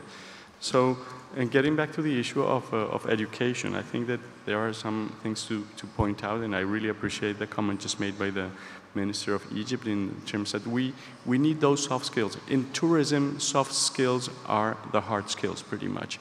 And we need to take, first of all, people out of the classroom. We need people to educate themselves not on a blackboard or on a computer, but really outside. We need to educate mainly on curiosity. I think that that's what we need to teach people, how to learn, and you mentioned something related to that as well, people to be curious, to do applied research for themselves that they can apply in practice in their entrepreneurship again. And the type of learning that we need is a circular one. It's not linear, like most of us studied like in a young age at the university or school, and then we go into the professional life. But today it's completely circular. We learn, unlearn, the capacity to unlearn and to get away with the prejudices that we have related to learning, and empathy. I really agree with what was just said. The last thing that I would say is the issue of connectedness. You know, in the early Greeks, a person like Aristotle that I think Diego mentioned earlier today, he was a biologist, a philosopher, a mathematician, an astronomer, all together. But there was a fragmentation throughout the history of humanity, mainly in the Middle Ages, where we specialized. A Spanish philosopher called the barbarism of specialization. Specialist, somebody who knows more and more about less and less, and they know everything about absolutely nothing. So I think that connectedness between the disciplines, and we study in that communication, that opens your mind to creativity, and I think that we need to promote that connectivity, not in the technological sense, but connectivity between the areas and fields of knowledge. Thank you. Ms. Maciucic, you want to make a point? Yes. Can I ask you to make it briefly, because I'd like to take very briefly, more just one questions. intervention. We need human beings who are skilled in tourism and hospitality sector. So we need skilled people. We need education-based, work-based learning. So it is very important. We cannot learn everything. We cannot get some skills through digital devices. So we need learning by doing. So that's what we need in our sector, especially in the hospitality sector. We need good chefs, we need good waiters, we need excellent bakers and pastries and so on. So we need these skills. You cannot learn these skills through digital devices. It's almost impossible. So this human touch is very important for tourism sector. And the Ministry of Egypt mentioned position of tourism. It is very important. For Croatia, the main driver of Croatian economy is tourism. Tourism contributes with 20% to gross domestic product, to GDP. So it is very, very important that tourism is connected horizontally with every field of work. So with the agriculture especially, we are creating new chain values and so on, so on. So I think that we launched 2 years ago one initiative for better positioning of tourism within the EU institutions. So now we have also some initiative to have budget line, special budget line for tourism within the EU budget and so on. So we think that really tourism is very, very important. We have to be aware of that. Our government is aware of tourism benefits, and I think that all of us should act in this way. Pansy Ho, I know you wanted to weigh in on that, but I'm also going to ask you to take the following question that's come from the audience. How can the tourism sector ensure adequate wages and working conditions? So obviously from the private sector, that's... I'm going to pick up from the Minister of Colombia. Feel free to do both. To talk about the soft skills component, and in fact, that might actually, at least from my perspective and my own direct practical experiences, talk about how ultimately we can also tackle the situation about, enhancing the not only productivity, but also the benefits from the tourism trade. Well, on the soft skills, I entirely agree on, all the colleagues' comments about, in fact, there's still the necessity for empathy, for the ability to communicate, for the ability to be creative. And how do you get to that point if it's not just, dissemination of basic knowledge and information? It is more than that. It is to nurture the level of curiosity as well as respect, for the kind of diversified cultures that we live in.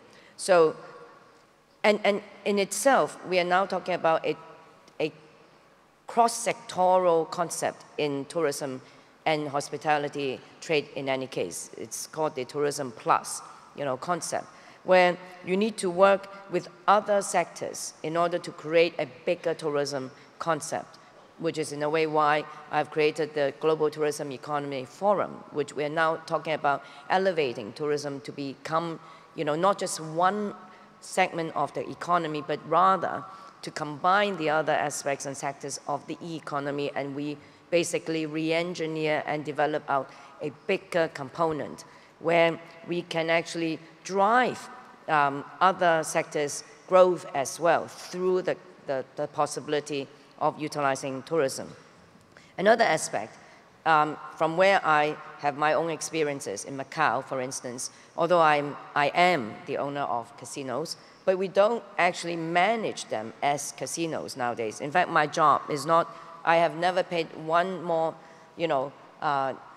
hour looking at my gaming proceeds than the most of my time being dedicated to now building the diversified attractions, multiple kind of disciplines. So I think in any case, we need to promote people to know not just the place, but rather its people. So even in Macau, which is so small, we now receive 30 million visitors, close to getting to be 40 by end of this year.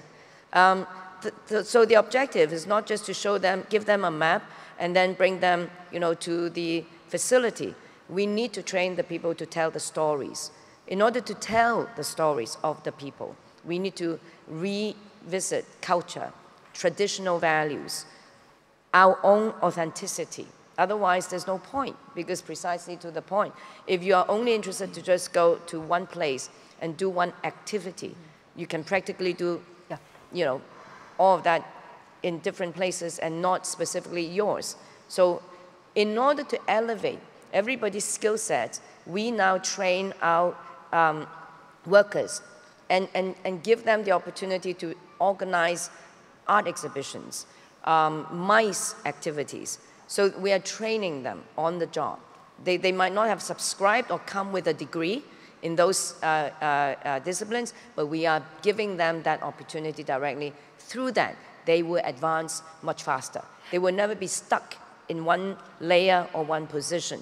So we now suddenly have people who have, after 10 years of putting together an art program, they have been able to now meet with the world's largest institutions, gallery owners, and they become inducted into a completely new spectrum, of tourism. Well, let's just go back to this subject at hand here that has come from the audience, and I know that the ministers of Spain and also Portugal would like to weigh in on this particular subject. I mean, it's the age-old touchy subject of how to ensure adequate wages and working conditions. Obviously, coming off the back of, as we said, the fact that sometimes it's not always the most attractive sector for the brightest graduates if they feel they have to start at the bottom. Sí, quería efectivamente contestar a la pregunta por compartir lo que en este último año hemos estado desarrollando desde el Gobierno de España, en línea también con lo que decía la representante de la Federación Rusa, que es clave para entender por qué había que actuar y trabajar en la mejora de las condiciones laborales. Hay un tema de reputación en el sector, de empleo con pocas habilidades y, por lo tanto, esas habilidades requieren de unos menores salarios y quizá unas peores condiciones laborales, en línea con también la temporalidad que hay, la alta temporalidad que hay en el sector. Nosotros incidimos mucho en la redistribución de la riqueza y parte de esa redistribución es que los propios trabajadores mejoraran sus condiciones laborales y, como decía, para nosotros el sector turístico y el empleo han sido uno de los sectores donde más hemos influido. En los primeros 100 días del Gobierno aprobamos lo que llamamos el Plan Director por el Empleo Digno, que ha actuado en el corazón del problema porque hay muchos abusos en la contratación de los profesionales del sector turístico, utilizando figuras contractuales que no responden a ni los tiempos de trabajo de estos profesionales ni tampoco los salarios. Nos han dado muy buenos resultados, hemos conseguido mejorar más de 14.000 empleos de trabajadores y sobre todo trabajadoras, que liga mucho también con esto, y es que la brecha de género en el turismo, si cabe, es mayor cuando hablamos de gap en los salarios y gap en las condiciones laborales. Es un sector muy feminizado y, por lo tanto, esa brecha de género había también que combatirla. Hemos llevado proyectos legislativos al Parlamento para que se configurara una medida que permitiera a igual salario, pues igual empleo, y eso creo que es una también de las identidades del gobierno, el garantizar la igualdad de oportunidades de hombres y mujeres y sobre todo en un sector en el que, insisto, hay mucha feminización. La reputación es clave, hay que trabajar mucho, añadir valor, las habilidades, y eso al final, bueno, pues el sector privado lo va a remunerar. Por lo tanto, valor añadido en las cualificaciones es clave. Necesitamos que se valore mejor a los profesionales, a las trabajadoras y los trabajadores del sector, y eso va también a desarrollar un trabajo con los sindicatos y con la patronal en el marco de la negociación colectiva para que los convenios en el sector recojan estas mejoras salariales y también condiciones laborales. Aprobamos también una subida del salario mínimo, lo hemos fijado en 900 euros y sobre todo las principales beneficiarias son las mujeres y en gran parte las mujeres que trabajan en el sector turístico. Hay mucho por hacer, pero sin duda creo que si estamos hablando de objetivos de desarrollo sostenibles, estamos hablando de empleo digno, el turismo es una palanca y necesitamos mejorar las condiciones laborales, necesitamos pagar salarios dignos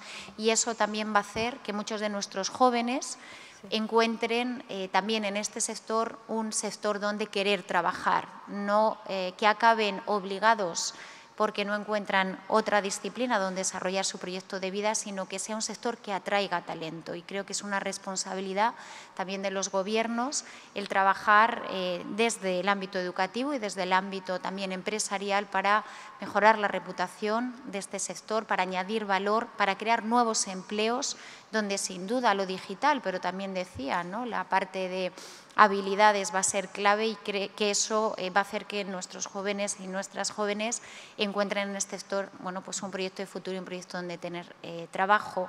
Hay carencia de capital en el sector y tenemos que aprovecharlo y ahí desde el Gobierno tenemos que actuar para aprovechar las oportunidades y hacer de este sector, bueno, pues un sector que lo es ya, pero que queremos que siga siendo un sector de futuro, de generador de empleo y empleo de calidad.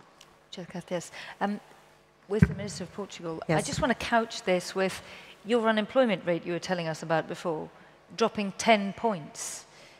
How did that fit with the wages and conditions? Did they come naturally or did you have to do something? Well, first of all, let me say that Portugal and Spain are completely aligned in this strategy, that tourism only matters if it leaves value to the people and to Portugal. So we have to guarantee that this activity leaves conditions in the people that work in tourism. But also to do this, what we decide is that we have to empower people who work in tourism. That's crucial. And how do you empower people?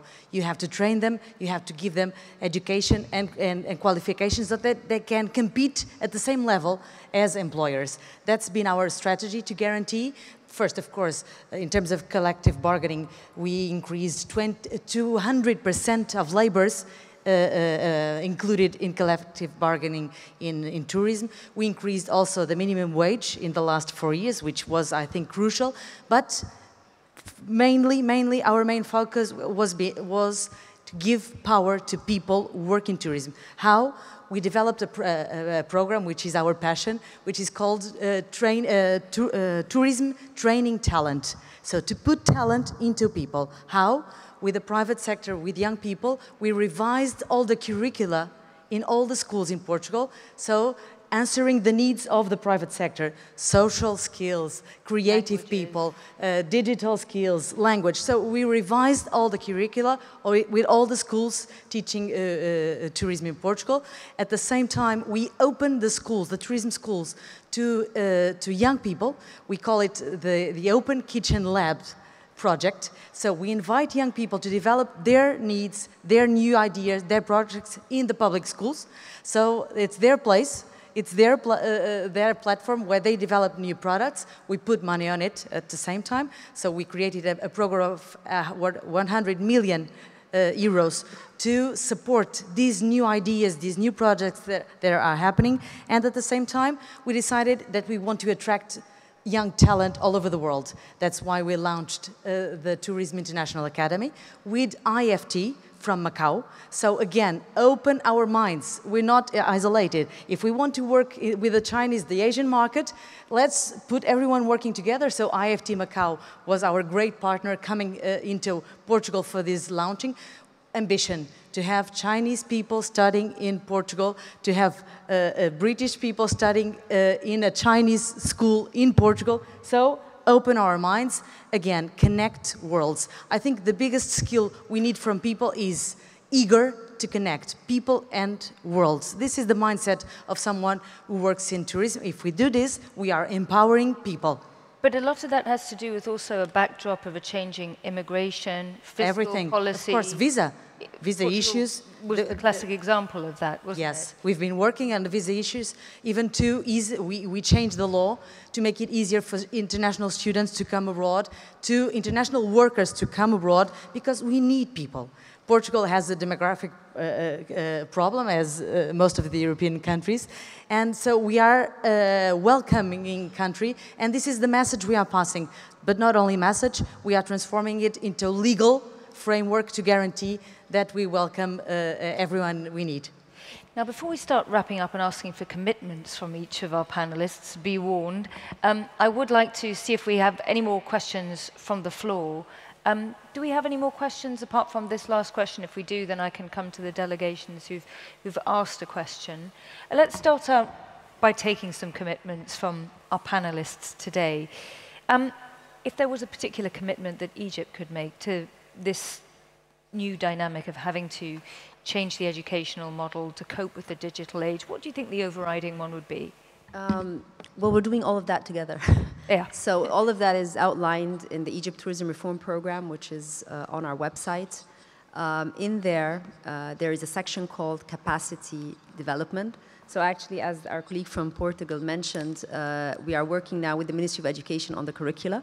We're trying to make sure that the gaps, the needs that the private sector require going forward are in the curricula. There's also ethics of tourism that we're doing. So there's this whole concept of trying to make the sector appealing, because that's, I think key. When it comes to digitalization, the startups, youth are very eager to show that their creativity and innovation can be implemented. So with the UNWTO, we had the first tech adventure in Cairo, where people from the region, startups in tourism were presented. And on our website, we're going to start very soon something called the STE. So like we have SMEs, we have STE, which is Smart Tourism Egypt, so that the startups can find a platform where they can actually be dedicated. So all that potential can actually find government support, private sector interest, and so forth. And then on a final note, digitalization is key in creating the storytelling behind the place and the people. And just on Monday night, we launched our international marketing and promotional partnerships. So we have fantastic global partners who are going to help local content creators put the picture and the story on the digital platforms socially, so that people around the world can connect. I totally agree that openness in a world today where there are global tensions and there's a move towards protectionism, I think with tourism we are knocking on an open door.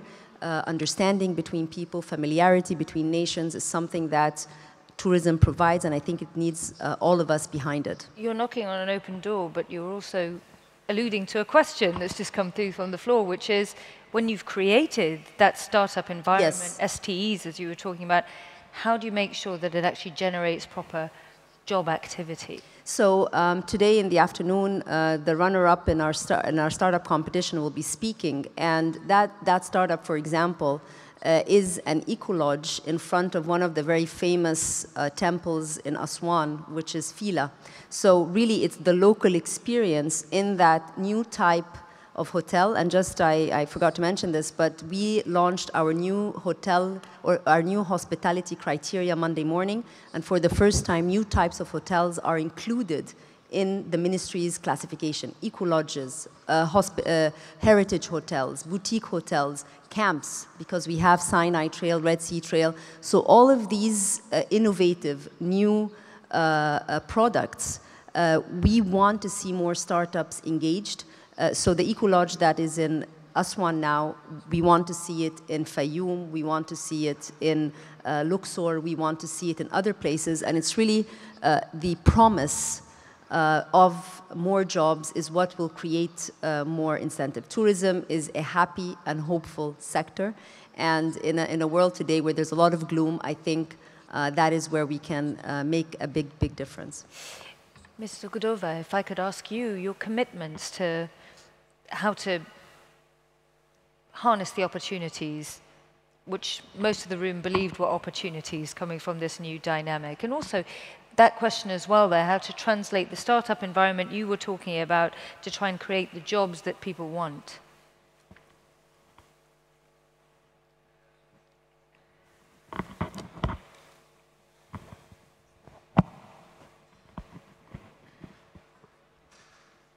Не совсем понятен вопрос, как можно убедиться, что создаются новые рабочие места? Well, this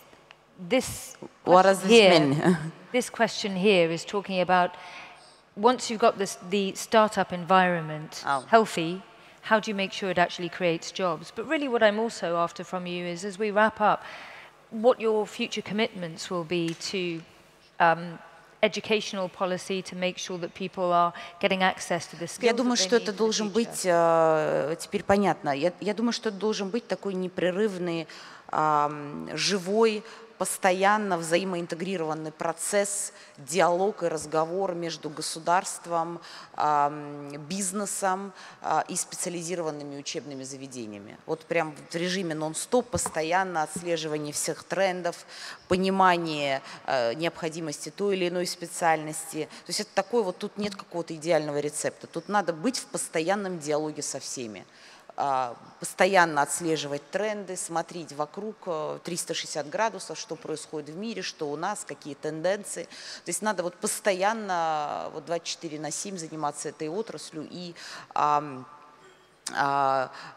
общаться со всеми вовлеченными в эту сферу стейкхолдерами, я бы так сказала, всеми, кто вовлечен в этот процесс. Что касается обязательств, которые бы мы могли на себя взять, наверное, абсолютно точно мы будем повышать престиж профессии в туризме, и не только профессии в туризме, но и вообще туризма в целом. Я бы так уже как-то завершая, тут очень много звучало про то, что мы все понимаем значимость туризма, и для многих стран это один из ключевых секторов экономики.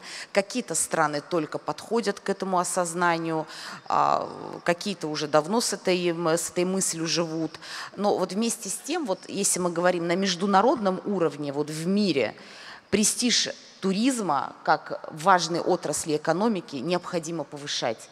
И об этом все в той или иной степени упоминали. Я думаю, что это вот понятно, что каждый в своей стране этим будет заниматься, но мне кажется, нам нужно вот на глобальном таком мировом международном уровне и там министрам туризма, и людям, вовлеченных в эту сферу. Нам нужно над этим вместе работать, именно над повышением престижа непосредственно вот туризма как одной из ключевых сфер экономики. И вот коллега из Макао очень хорошо про это сказала, вот поддержу министра Египта. Вот давайте вместе действительно думать и работать над теми глобальными общими инициативами, которые будут вот говорить о том, насколько важен туризм в современном мире. И причем с акцентом и на экономическую составляющую туризма, и на гуманитарную составляющую. То есть туризм – это про экономику и про такие еще и гуманитарные вещи, которые объединяют людей и мир. Вот я бы, вот, скажем так, взяла на себя обязательство вот, принять участие в такой большой глобальной совместной инициативе, которая бы решала вот эту задачу повышения в целом престижа туризма. Чтобы люди больше знали, понимали. И вот даже вот у многих стран сталкиваются с проблемой овертуризма, там недовольны тем, что к ним приезжает слишком много туристов. Я думаю, что это тоже от непонимания, насколько важен туризм. Люди должны понимать, что туризм вносит большой вклад в экономику страны, что это рабочие места, это в конечном итоге благосостояние той или иной страны. Вот, поэтому вот я бы предложила нам, может быть, подумать над какой-то такой совместной большой глобальной инициативой. Okay, thank you very much. Спасибо. Minister Reyes Maroto, your commitments for Spain and also for, as the previous speaker was saying, Ms. Sogorova, the international landscape that we have. Sí, ya señalé ayer y hoy comparto la reflexión sobre lo que hemos desarrollado y en lo que estamos ahora mismo trabajando. Nosotros incorporamos la política turística como una política de Estado y se ha hablado de la transversalidad que tiene el turismo en todas las esferas de no solo la vida de los ciudadanos, también del Gobierno en materia educativa, en materia de empleo, en materia de infraestructuras, con tanto físicas como digitales, y eso nos obligó también desde el Ministerio de Turismo a hacer una agenda transversal. Estamos trabajando en la Estrategia de Turismo Sostenible 2030, sin duda alineada con los Objetivos de Desarrollo Sostenible. Ese es el marco, ese creo que también en la Asamblea General y hoy hay un compromiso de todos los gobiernos de ir avanzando en que esos objetivos sean nuestra hoja de ruta, y desde el Gobierno, tanto desde el Ministerio como desde el Alto Comisionado por la Agenda 2030 que creamos hace un año, nos inspiramos para incorporar esa transversalidad en la política turística. Una política, y lo he dicho antes, que tiene que estar centrada en las personas.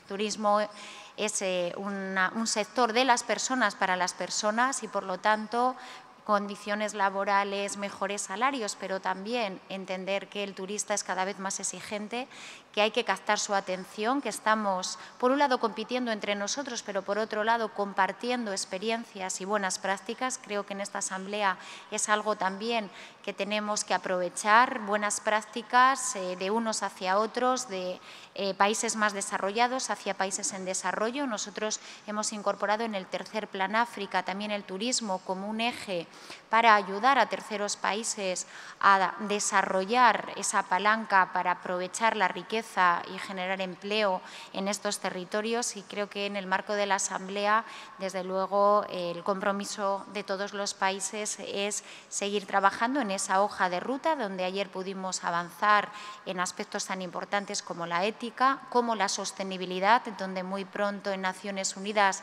habrá un congreso sobre turismo y sostenibilidad. Comentaba Seychelles que ellos necesitan proteger su patrimonio. Nosotros en España contamos también con gran parte de nuestro patrimonio que estamos protegiendo, y lo que estamos utilizando son las nuevas tecnologías para aprovechar el conocimiento y la experiencia que ese patrimonio nos genera. Por lo tanto, turismo, eje transversal de la política de cualquier gobierno, compromiso de España en la Asamblea para compartir buenas prácticas en ámbitos tan importantes como es la educación, como es la digitalización, como es la sostenibilidad, y creo que tenemos que trabajar en estos ámbitos intergubernamentales para que el turismo efectivamente esté reconocido mejor dentro de lo que son los sectores económicos, que encontremos también esos nichos para que nuestros jóvenes y nuestros emprendedores encuentren en el turismo un sector donde desarrollar ese proyecto empresarial. Nosotros contamos con un observatorio y con herramientas también para ayudar a que el emprendimiento sea también atractivo en el ámbito turístico, y una ley de startups en la que estamos trabajando vinculada también al sector turístico. Creo que el turismo, insisto, es un sector que va a ser, que lo es ya, y los datos que nos decía Zurat ayer, con el incremento que hay de volumen de turistas ya en el mundo, 1.400 millones, va a ser un sector que genere empleo, riqueza en el futuro, y acabo como ayer, y eso lo tenemos que trasladar a las personas. Es la industria de la felicidad, y nosotros que gestionamos esas políticas tenemos que hacer de esa felicidad para las personas trabajadores del sector y para los turistas, que todos en algún momento del año somos turistas, aprovechar esas experiencias para desarrollar un sector que, insisto, es presente y es futuro. Gracias. As we just heard there, Didier Dogli from... Я извиняюсь, я прям очень короткий комментарий. Просто коллега, дорогая из Испании, напомнила про Министерство счастья. Такое министерство действительно есть, если я не ошибаюсь, в Республике Бутан. Там есть министр счастья. Я помню, когда первый раз увидела, я тоже почему-то подумала про туризм. И вообще, мне кажется, Министерство туризма и счастья должны обязательно быть, потому что, наверное, путешествие – это то, что больше всего любит делать каждый человек. Да, так. Эти министерства дарят действительно счастье и новые эмоции людям. And indeed, I think we do have one of the representations among the delegation from Bhutan who I was speaking to yesterday evening. I suppose you're a representative for the Ministry of Happiness as well. You're absolutely right. Tourism can bring so much more value than just chasing the tourism. Я не напутала, там есть, да, такое Министерство счастья в Республике Бутан? Королевство, вернее. I believe so. I believe so. Well, we'll have to ask the delegation from Bhutan here afterwards. If I can just continue with the theme at hand, Didier Dogli, we've also had an interesting question from the audience. I'm going to ask you for your commitments. You talked about sustainability so eloquently before, and you were the previous Minister for the Environment, so this is something you really know about. This is also an interesting one. Is it necessary, how formal does the training have to be? The question from the audience is it necessary for tourism professionals to have a degree from a university or just a certificate to certify that somebody is a tourism professional? I suppose it depends, is the answer. How formal do you think things need to be educationally looking forward? Well, I believe that there are two-track systems, and both system is good. Both of them are excellent. You know, there are some people that learn the profession simply by going through the vocational system. In fact, we encourage that for young people who may not at a younger age want to go through the academic processes and go straight into the kitchen or front office or back of house and learn about the industry. And once they've mastered it, then they might want to go and get another kind of certificate. And we've got in Seychelles a vocational system whereby they spend 3 days in the hotels themselves, in the establishments, and then they spend 2 days in the school where they do a little bit of academic. And we found out that some of these students that went through the system are better even than those that went through the academic system. Right. So there's no one system that fits everybody. It depends on the person and his ability, his intelligence, and at what level of development the person is. And we've got another system whereby we offer young professionals the opportunity to go through university and get a degree. But even then, after they've got a degree, we found out that we need to have a system in place whereby we can mentor them. So the government, together with the hotels and the industry, the private sector, we have a mentoring program for young Seychellois who's going into the business. After they've got their degree program, for 2 years, we follow them so that at the end of the day, they can really get to the management level and prosper. What's your commitment, if you had one in one sentence, for the future? Well, Seychelles is very easy. It's about sustainability, inclusivity, and make sure that the wealth that is created by tourism does contribute to the socio-economic development of the country. Thank you. And from Portugal? My commitment, well, to use education to empower people in tourism and to accelerate the changes that we do need to use tourism as a real tool, a real instrument, a real weapon in a good way to make more and more tourism the social and environmental responsible activity. Just to give you an example, for example, we included in our curricula an area dedicated to accessible tourism and another area dedicated to energy efficiency, etc. Because sometimes even the industry does not use solutions because they don't know. So we have to use education as the way to change also and to accelerate the change. If we want tourism to be the big flag of an activity that can change the world in a good and that will be the partner to guarantee that there is a future in this planet. Let's use it. Ray, so what do you think the commitment from the private and educational sector should be? And also, you know, how concrete does the training have to be? Does it have to be super formal, like that question alludes to? This is a very interesting question. Actually, dual education system is a specialty from Switzerland. Yeah. We are very good on it. So we need both. I totally agree with Minister from Russia. So she mentioned, so some curricula are very old in those hospitality schools or universities. I've met one professor, I just found out he still used the textbook for 30 years before. So it's not up to date anymore. So, but what did you do about that when you learned that? Yes, exactly. Come back to the topic, lifelong learner. So thank the technology, new computer and the new technology, we can become a lifelong learner. Because we cannot, the system before, so we study 9 years or 12 years, then we go to find a job. It's not anymore. We should keep learning.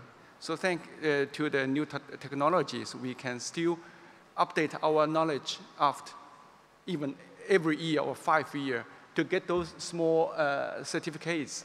So I think this is a very important job to us. As yesterday mentioned, Switzerland will become the second international center of UNWTO. So we will try to, we will build a research center. We will try to find a new curriculum system and textbook system for the future tourism education. That's a very, very important part of the tourism. So just briefly, whose responsibility is it in terms of messaging to the degree candidate what they should go for? Okay, firstly, we should combine both hands, so the government and also the private sector, because as I'm also the owner of a touristic company, so we know what is demand, we know what is market. So I think the government should do the effort to provide the infrastructures, and maybe also another topic is the liberalization and the deregulation. It's also very important. So we need to work together, the government and also the private sector, to find out what is the demand. For example, we come back to a topic, a decent job, a decent wage, decent condition, job condition. It's not easy. Everybody knows what is now the situation in the tourism industry.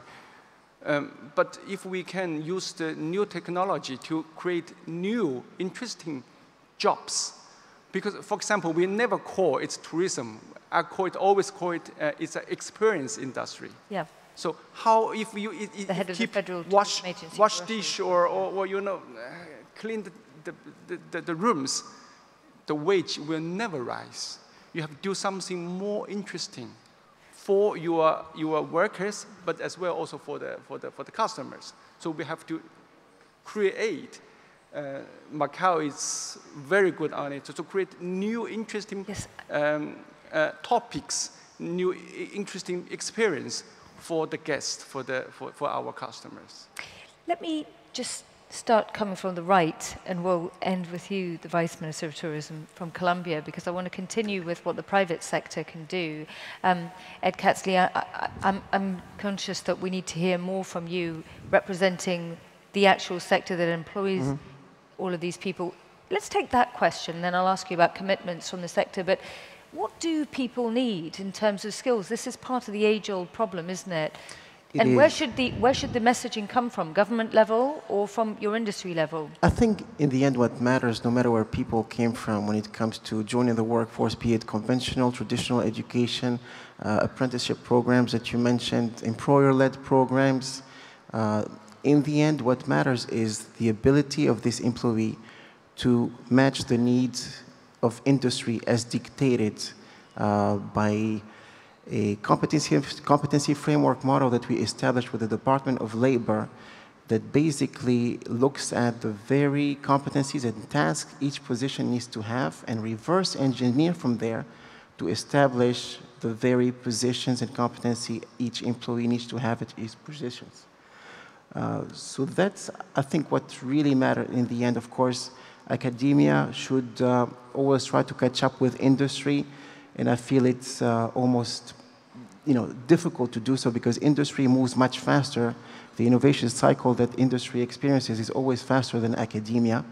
But we strive as a publisher and certifying body to provide academia with relevant industry-led research, textbooks, e-books, professional development program as well for the educators in order to get their students ready for the workforce of today and tomorrow. Should there be more room for apprenticeship schemes? I think so. Instead of necessarily things having been sort of academic training? You mentioned apprenticeship earlier, and we were very fortunate to receive a $1.8 million grant from the U.S. Department of Labor to design just that, the first apprenticeship in the hospitality sector in the United States. Apprenticeship is certainly not a new idea, but we felt it was very relevant for the industry. So this started 2 years ago. We designed it and implemented, and it received a wide appeal from our membership hotels and restaurants, and we have developed, trained, and certified and put into management pass 1,500 Americans. So apprenticeship could be a really good model to provide a good livelihood with decent salaries. The starting salaries were $16 an hour, which is double the minimum wage in many states in the United States. That's an interesting statistic.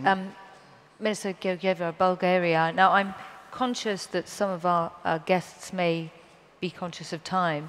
I've been asked to continue the debate until 1, but let me just ask you, until we do, let me just ask you about your commitments, your thoughts on the subject, and driving the agenda forward.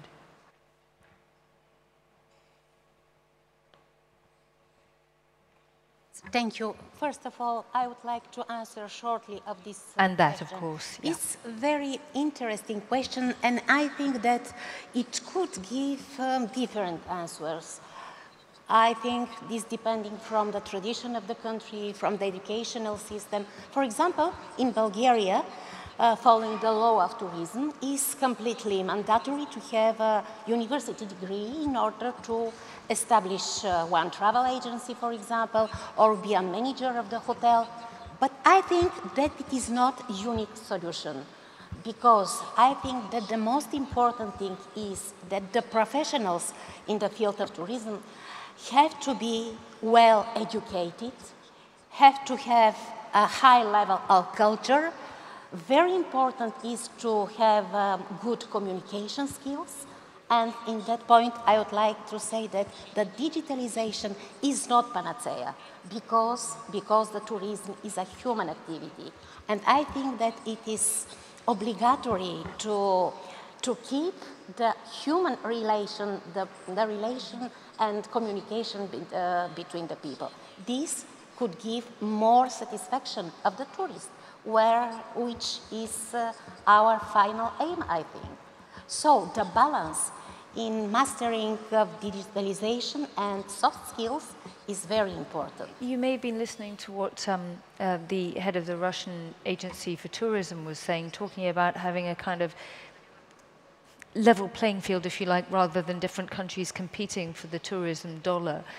What do you think that countries on this panel could share in terms of learning? I completely agree with my Russian colleague. Yes, it looks that the countries are competitors in the field of tourism, but I think that we are partners too, because the good experience, it could be shared. I think in favor of the tourists all over the world, and I think that cooperation at all different level is very, very necessary. I just want to jump to a second to Pascal Lamy to talk, since we were talking about chasing the tourism dollar, if you like. And I recognize that the Minister for Tourism of Egypt raised an interesting point, talking about including tourism in a much, much bigger agenda at the WTO. You used to run the WTO as the Director General, and you, in fact, one of the most vociferous, combative Director Generals I ever interviewed during my career, I remember, on more than one occasion. How do you view the comment made by the Minister for Tourism of Egypt? Will it ever happen? Will tourism be further up on the agenda for everybody, not just countries like Egypt? Back to the good old trade questions. I think tourism, as per WTO, is a service. And it's one of these areas where trade in services is growing extremely rapidly. And basically, and we've heard that this morning, all countries are opening trade in tourist services without the WTO having anything to do, because it's so obvious that it's good for your country to open trade in services, that the WTO has nothing to do. The WTO is about opening trade, removing obstacles to trade, and they have to focus on where it's not done. But where it is done, like in tourism, I don't think there's much more to do. We heard yesterday a formidable number, which is that in 10 years, the number of tourists necessitating a visa went down from 70% to 50%. Yeah. That's not with the WTO.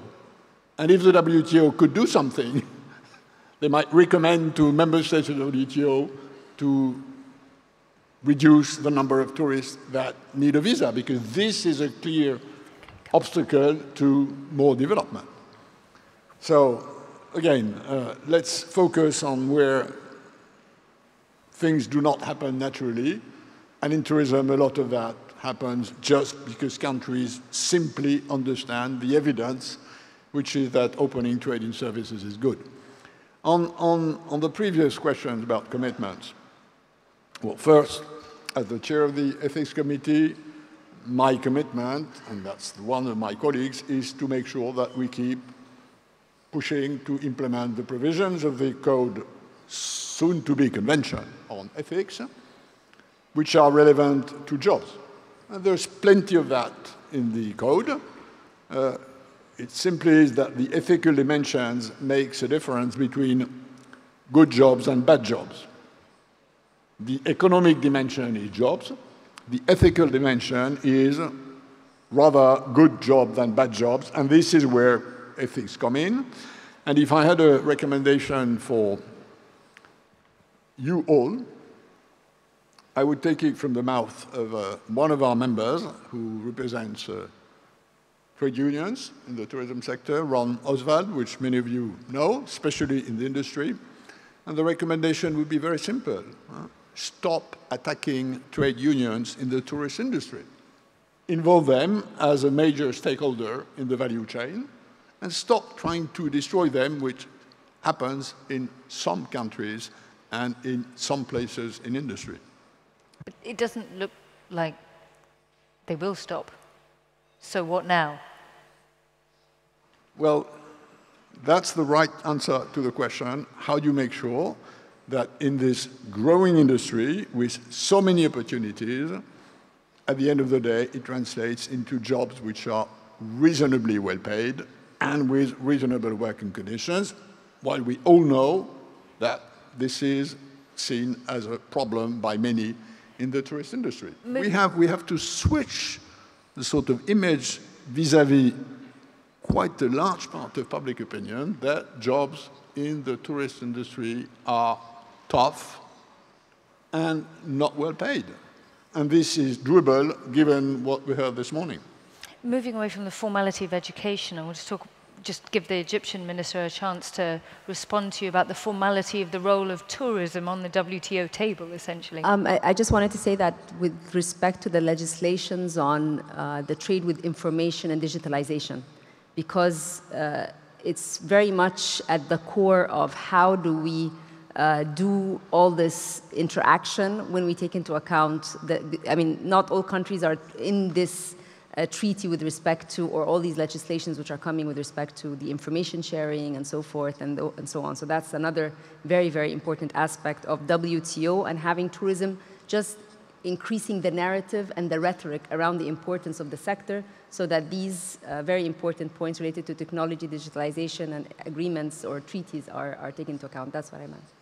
Let's take the points of view from Mr. Matucic. Commitment, Croatia. Well, we are drawing now a new national development strategy until 2030. And the tourism and the hospitality sector will have a very important place and very important role in that strategy. Special emphasis will be given to education and to creation of new jobs by developing special forms of tourism. That means nautical tourism, health tourism, cyclo and so on, rural tourism. But we have to bear in mind that our resources are limited. That's something we have to bear in mind in every action we are doing, in everything what we are doing. And so development of sustainable tourism is very important for us. So that means that we have to keep our resources, we have to protect our resources, to protect our natural beauties. We have to bear in mind that the benefits should be for the local people, that they have to find their jobs in tourism and hospitality sector.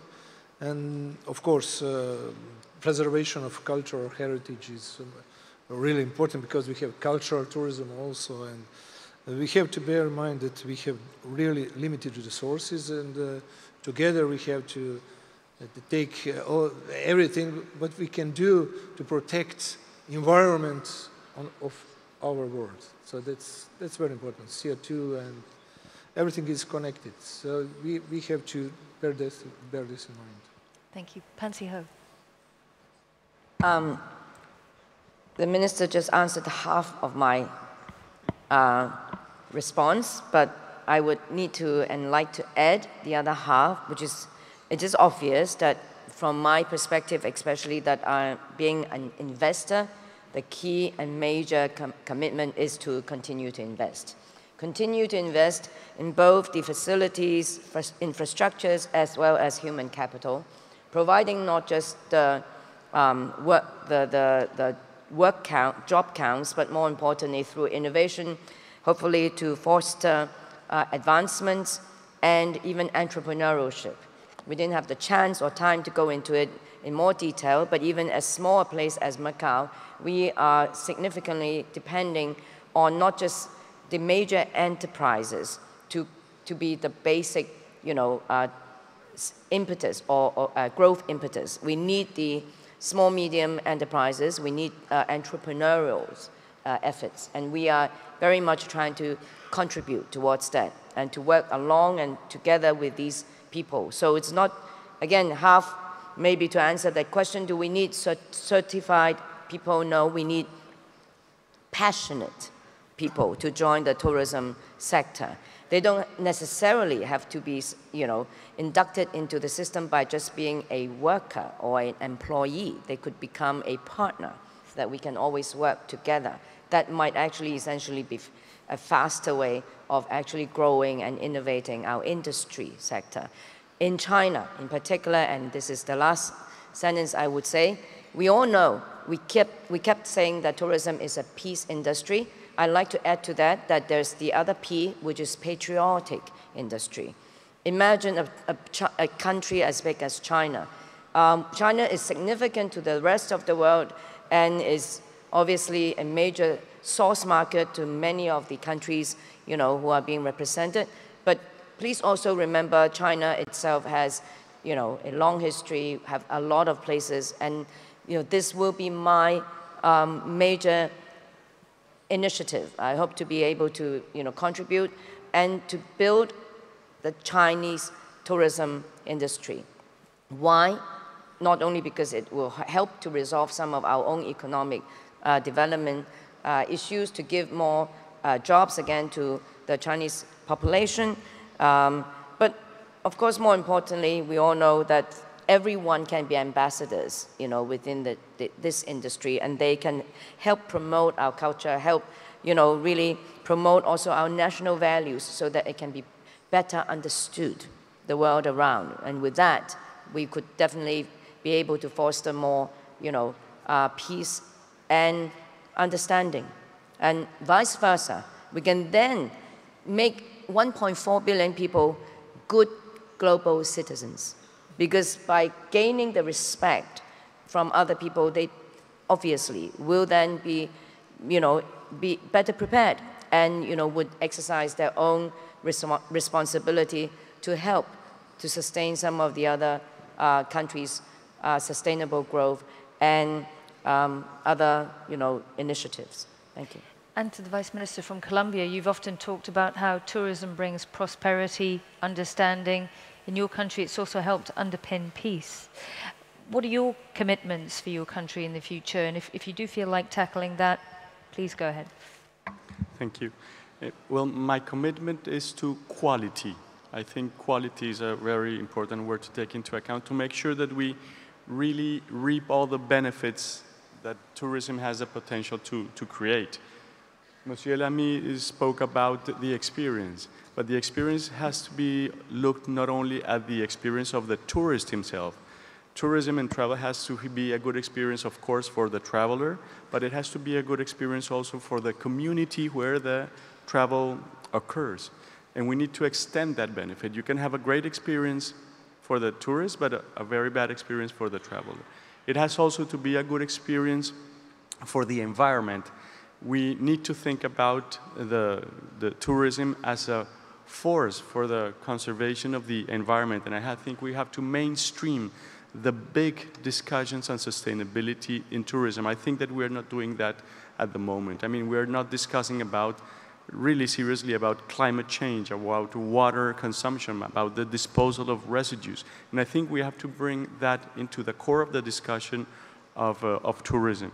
And finally, it has to be a good experience also for business. We're not talking about philanthropy, we're talking about business. We have to make sure that business are profitable, and we have to put the incentives right so that there is more investment and more economic activity associated. How do you think you could do that?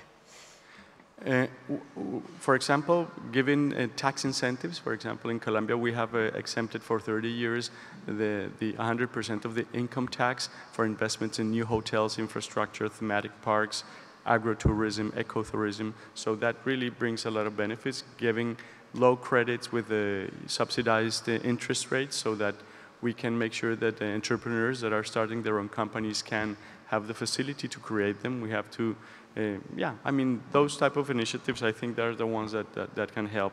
In another word, we need to make travel with a purpose, to make sure that this sector is an agent, a positive agent of change in the world.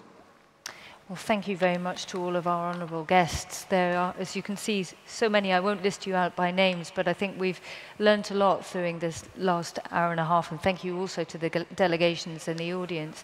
I'd like to ask our panellists to stay with us for just a second, because we're going to be hearing some closing remarks from the UNWTO Secretary General, Mr. Zurab Pololikashvili. So without further ado, I'd like to ask in a second Mr. Pololikashvili to just quickly close this session with his thoughts. Thank you.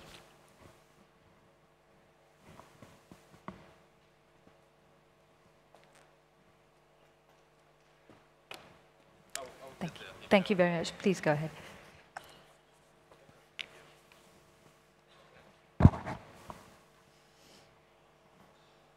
So it was really interesting lesson for all of us, free of charge, because it's impossible to find such strong and interesting composition of worldwide leaders from all over the world, from private sector ministers, state secretaries. Many, many thanks. As you see, people and our friends and delegates are listening, and we learn a lot. We try to put, and we will call it something, St. Petersburg's recommendation or declaration. You just see at the screen all ideas were mentioned today, this morning, and we need to learn. And I heard that we need to learn every day, and tourism is about learning. As much we are traveling, as much we learn. And we learn more about culture, more about people, and more about services. And I'm very thankful again, it's a unique opportunity to have, and I think we need to meet more and more and to use this floor not only for photos, but to listen and to know more about tourism. Thank you very much. Another successful day for our assembly, and we will continue. Today we have another very interesting session about innovation.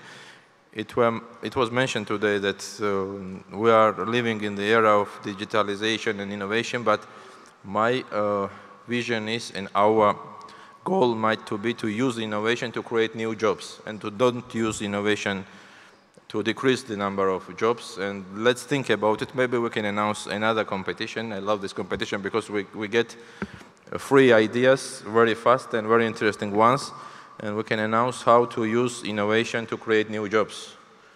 That might be another proposal, and many thanks. I'm not bad student, and your ideas were appreciated and very interesting. And again, have a nice day and enjoy St. Petersburg. Thank you very much. Thank you very much, Secretary General. I believe that...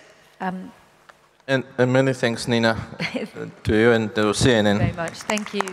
I believe that the head of the Federal Tourism Agency for Russia would like to just make a couple of closing remarks as well, briefly. And then I would like to ask the audience to stay put for an important announcement thereafter, and then you can head to lunch.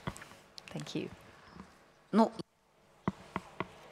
на самом деле, такой основной посыл, к которому мы все вместе пришли, мы все едины в том, что туризм – это что-то, что, как бы, неважно, о какой сфере мы говорим, должен как-то объединять людей, специалистов, профессионалов. И я рада, что вот коллеги, которые все здесь собрались, готовы двигаться вместе, вместе повышать престиж туризма, престиж профессий в туризме. И вот коллега из Макао очень, мне кажется, вот этой фразой можно, в принципе, завершить нашу сегодняшнюю дискуссию, что человек, когда путешествует, он становится человеком мира. Вот давайте пусть туризм будет такой действительно отраслью экономики, которая делает самый большой вклад в объединение людей, в интеграции вообще стран, и в конечном итоге делает этот мир лучше, добрее. Вот. Мне вот очень нравится, вот я бы завершила вот этой, наверное, фразой, что вот каждый турист в конечном итоге должен становиться человеком мира.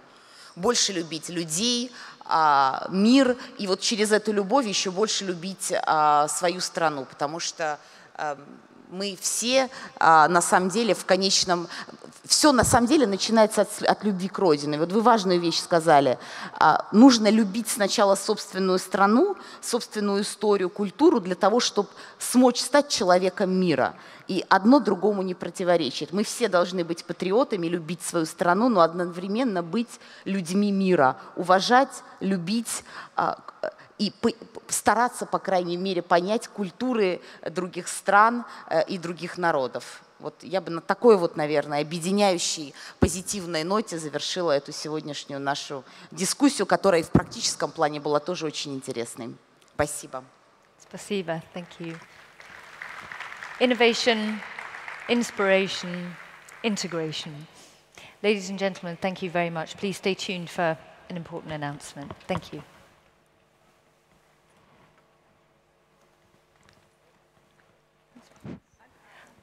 Thank you, Nina. Thank you to all our speakers. We kindly invite you to please stay on stage. Thank you very much. Thank you all for your participation.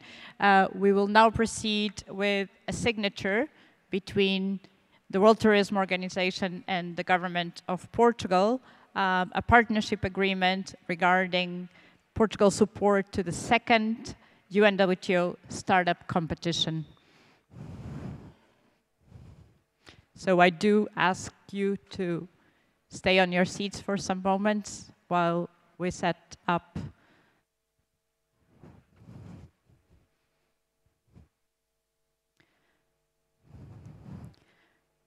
While we wait, I'd just like to do some housekeeping. all heads of delegation are welcome to join the lunch of the Philippines, which, as you know, is one of our candidates to host the General Assembly. It will be in the same location as the lunch of Morocco yesterday. Please check that you have your invitation. And please, as we finish the session, we invite you to head for lunch. We also would like to recall you that the voting for the host of the next General Assembly will take place in this hall at 6 p.m., so after the innovation session. So please make sure that you're back in the hall at 6 p.m. Well, please make sure that you are in the innovation session, and make sure that we can do the voting for the next General Assembly at 6 p.m. this afternoon. We'll now proceed with the signature of the partnership agreement between Portugal and UNWTO, as mentioned, regarding the second startup competition of UNWTO.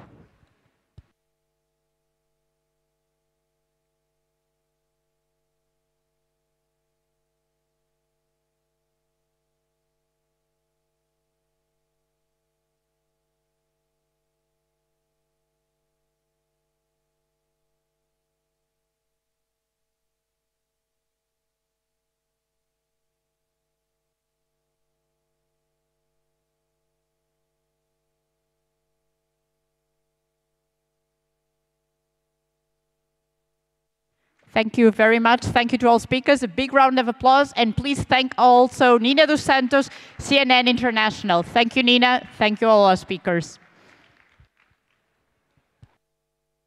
And I would like to do a small correction, a very important one. So please pay attention.